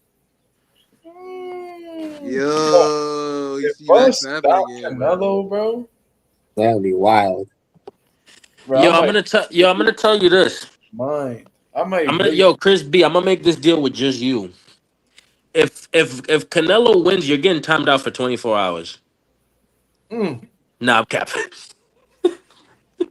I already made that deal with Coffee Plant. We made a 48-hour timeout deal. Yeah, I can't see Bud stopping Canelo at That's all. 2 whole lives. So if, Me neither. But even if he drops Canelo, bro, I might lose my fucking mind, bro. yo, if he dropped, The Cash App's right there, brother. The Cash App's right there with the banner sliding by. Look, Cash App, $ MarkMazuma. I promise you, if I hear Canelo goes down for the first time in his career, I'm gonna shit out my back. What? What? All right, y'all. Let's Whatever. wrap this up. This nigga's tripping. I don't know. Like, I'm just saying, bro. Like, that's just nuts, bro. Like, I'm gonna. If Canelo, I can't even picture Canelo hitting the canvas, bro. So if that nigga, hold on, y'all. Hold on. What happened? Yeah, he can't. Y'all won't be able to. He muted himself because the fucking dude outside with the slingshots passing by. Oh my god, Bro, if I hear, Man, I fucking hate those Puerto Ricans that feel the need to blast music. Like, you fucking piece of shit. You could blast that shit, you fucking arrogant bastard. like, at least do it during the day. You know what I'm saying? But late at night is To blast your music that loud, like, don't nobody need to know what you listening to. You attention seeking fuck. especially on a slingshot, nigga. You only use that shit 2 months out the fucking year. Facts. It's about to be cold as shit. He about to put that shit right in the garage with his stupid ass. Nah, but yo, no bullshit, real rap. If I hear Canelo goes down for the first time in his career, I think my kidneys will just start failing, bro. Real shit. Yeah, bro, like that's. My Faniel says Nello won't understand the Bud Vinci Code. That is crazy. Yo, that's a crazy comment. What did she just say? Bud won't understand the Bud Vinci Code. The Bud Vinci Code? Nello won't understand the Da Vinci Code. Yeah, they got jokes. Bud Man. Vinci Code. What, yo? Niggas be saying anything. just for that comment right there, when Bud gets stopped, bro, I'm just gonna time you out. I remember with Floyd, they used to call it the May Vinci Code. With Floyd, they used to be like, "Can he crack the May Vinci Code?" I remember they said that shit about Robert Guerrero. They was like, "Is Robert Guerrero going to be the one to crack the May Vinci Code?" I said, "That nigga ain't going to solve a motherfucking thing, bro." Robert Guerrero is a fucking bum, dog. Like, This got to be the wildest comment I've seen. Let's say Mike Tyson. I felt like if I would have fought Robert Guerrero at that time, he probably would have beat me by like split decision, bro. That nigga sucked, bro. I'm telling you. That nigga would barely beat me, bro. I swear, bro, them hooks was wide as shit. He couldn't bot. Nigga had no head movement, defense ass. Bro, I probably would have got a majority fucking decision. I think one judge would have scored it a draw. I swear, bro. That nigga suck. Yo, you're bad for that. Cheat Bro, code. I think, yeah, on some real shit, I think I could really sit in the pocket with Robert Guerrero and really fuck him up, bro. Trash. What about in his prime? Out of man, bro, that was his prime. That nigga suck. When he fought Floyd, bro, I'd have been catching and shooting on Robert. That nigga's trash. I don't know if he had power, but like he used to fight all dirty and shit. Nigga, I come from wrestling, bro. I'd have tossed that nigga in there. Tripping. He said Robert the Ghost Guerrero from my city. Chill out. That's a bum ass boxer that's from your city, nigga. What you want me to tell you? Nigga suck ass. I don't know how the fuck he got a world title. He moved up 2 weight classes and got a world title, I think. Where the fuck is Robert Guerrero even from? I don't even know.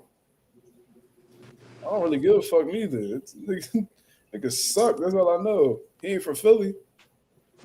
Oh wow. Where is he from? Watch him be from like fucking Idaho or some gay ass Gilroy. town. Where the fuck is Gilroy at? Gilroy? That sounds like Cali. The garlic capital of the world? I didn't even know there was a fucking garlic capital. I didn't know there was a fucking garlic capital of the world.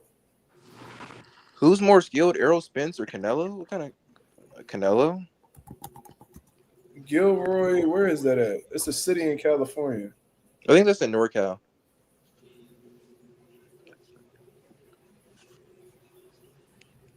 I've never heard of this shit. How have I never heard of this? It's not that far from San Francisco and San Jose. That's interesting. The garlic capital of the world. Old garlic breath ass motherfuckers. Niggas just eating raw garlic like it's fucking apples and shit. Do you believe the story of what Brian Norman Jr. supposedly did to Bud and sparring? Who gives a fuck? Next. It's like Santa Clara area. Oh, all right. Daniel Cormier out here too. Now DC was a bad motherfucker, bro. Pause. That nigga was a monster. He started MMA late and won 2 world titles. Shit. Yeah, DC's the guy. DC one of the greatest. John Jones, the greatest of all time, bro. Yeah, I agree. But DC's still great. He on the You list. can't. DC No one said- can disagree. No one can. Yo, and everybody, on Dead Dogs, this should be DC damn near said, tight. DC said he not on his list because he tests positive. Yeah, but he tested positive for like cocaine, bro. Nah, it was some other shit. For real? Yeah. And then I he could have said sworn it was cocaine, bro. he kept it consistent too because Anderson Silva, he said he can't put him on his list neither because he tested positive. Mm. So, yeah. But yo, niggas need to stop saying that John Jones is ducking Tom Aspinall, bro. Tom Aspinall will get fucking destroyed by He would, fucking bro. like niggas need to relax, bro. Niggas need to relax. I mean, technically he is ducking you though. So what? Let him duck. What the fuck does he have to Nah. prove in the sport? What does he have to prove? Nah, He's gonna when he beats Yeah, Tom how's he ducking Aspinall. When he beats Tom Aspinall, what is niggas gonna say next? Who is he gonna? Who are they gonna say line he's him up ducking another next? opponent as they should. See, I don't understand when people say that because they be like, oh well, if he beats him, you know who they go, whoever the fuck the fans want to see you fight. That's what fans do. Fans are supposed to be like, yo, fight this guy. Then when you beat him, all right, now you got to fight this guy. Bro, that's literally us just wanting to see you fight. But people get so offended. I see fighters get so offended by that. Oh, man, I fought him. But if I beat him, then what? Then we're going to ask you to fight somebody else until you retire, nigga. Bro, he fights every 3 years, bro. Just fight. At this point, give the fans what they want real quick. Beat the dog shit out of Tom Aspinall. Make the fans cry. Make the fans hate you on the way out. Fuck it. but you're still gonna be Yeah. known as the greatest of all time to do it. Ghost Guerrero. The Ghost Guerrero is one of the goats. The goats of what? Your city? Eating garlic. Better than Ryan Garcia. Being better than Ryan Garcia isn't saying much, brother. You got come on. At least he's not wrong. Yeah, he not wrong. But I'm saying like it ain't hard to be better than Ryan Garcia. It's Me and really Ryan, not. me and Ryan Garcia won the same amount of world titles. No bullshit. Me and him too. Like no cap. Me and Ryan Garcia got the same amount of world titles, bro. It's cool. But anyways, I'm gonna get up out of here, man. Anybody, y'all got any last words? Bud is gonna Yeah. wreck stuff September 13th, bro. It's gonna, bro. Canelo is gonna catch an L, and yeah, this was overall. This was a great boxing talk though. Like my first time being back in a while. This is an all-star panel, by the way. We got Teach, we got Slime, we got Mazuma, bro. This is an all-star panel. You know, great boxing talk. God bless you all, and yeah. When you gonna be back next, Mazuma? What you mean? Like what's gonna be like the next stream? I go live basically every night, bro. Oh, for sure. Well, I'm gonna be sure to tune in. Yeah, y'all be. I'm On gonna be sure to tune in. Y'all be on sure to tune in September every night. on September 13th, I'm gonna see Robert Jackson cry, bro. Jenkins. I Yeah, think you meant Robert Jenkins, bro. Jenkins. I remember you said jokes about it. He was like, this dude's last name is Jenkins. Oh my gosh, bro. You got any You did last words? you said it, not me, bro. But I thought you said a joke about that one time, bro. Maybe I don't know. You got any last words, Slime? No, that was my last words. On September 13th, I'm gonna see Robert Jenkins cry. Oh shit. All right, Teach, you got any last words? Yeah, man. For me, Bud versus Canelo is, less about who wins the fight and, more about fan base. Like I get to watch like 5 stages of beef on Twitter and YouTube, man. Like I want to see some people fight, like after the fight. I'm not gonna lie. So that's what I'm waiting for. Okay. Well, I'm gonna get up out of here, man. I appreciate everybody that came through and showed love. This was a pretty long live, but I had a good time. I mean, this was a great live overall, man. I want to thank everybody that came through and showed love. Marky Dan, who's not here. Fuck Marky Dan. Nah, I'm capping. Slime, Teach.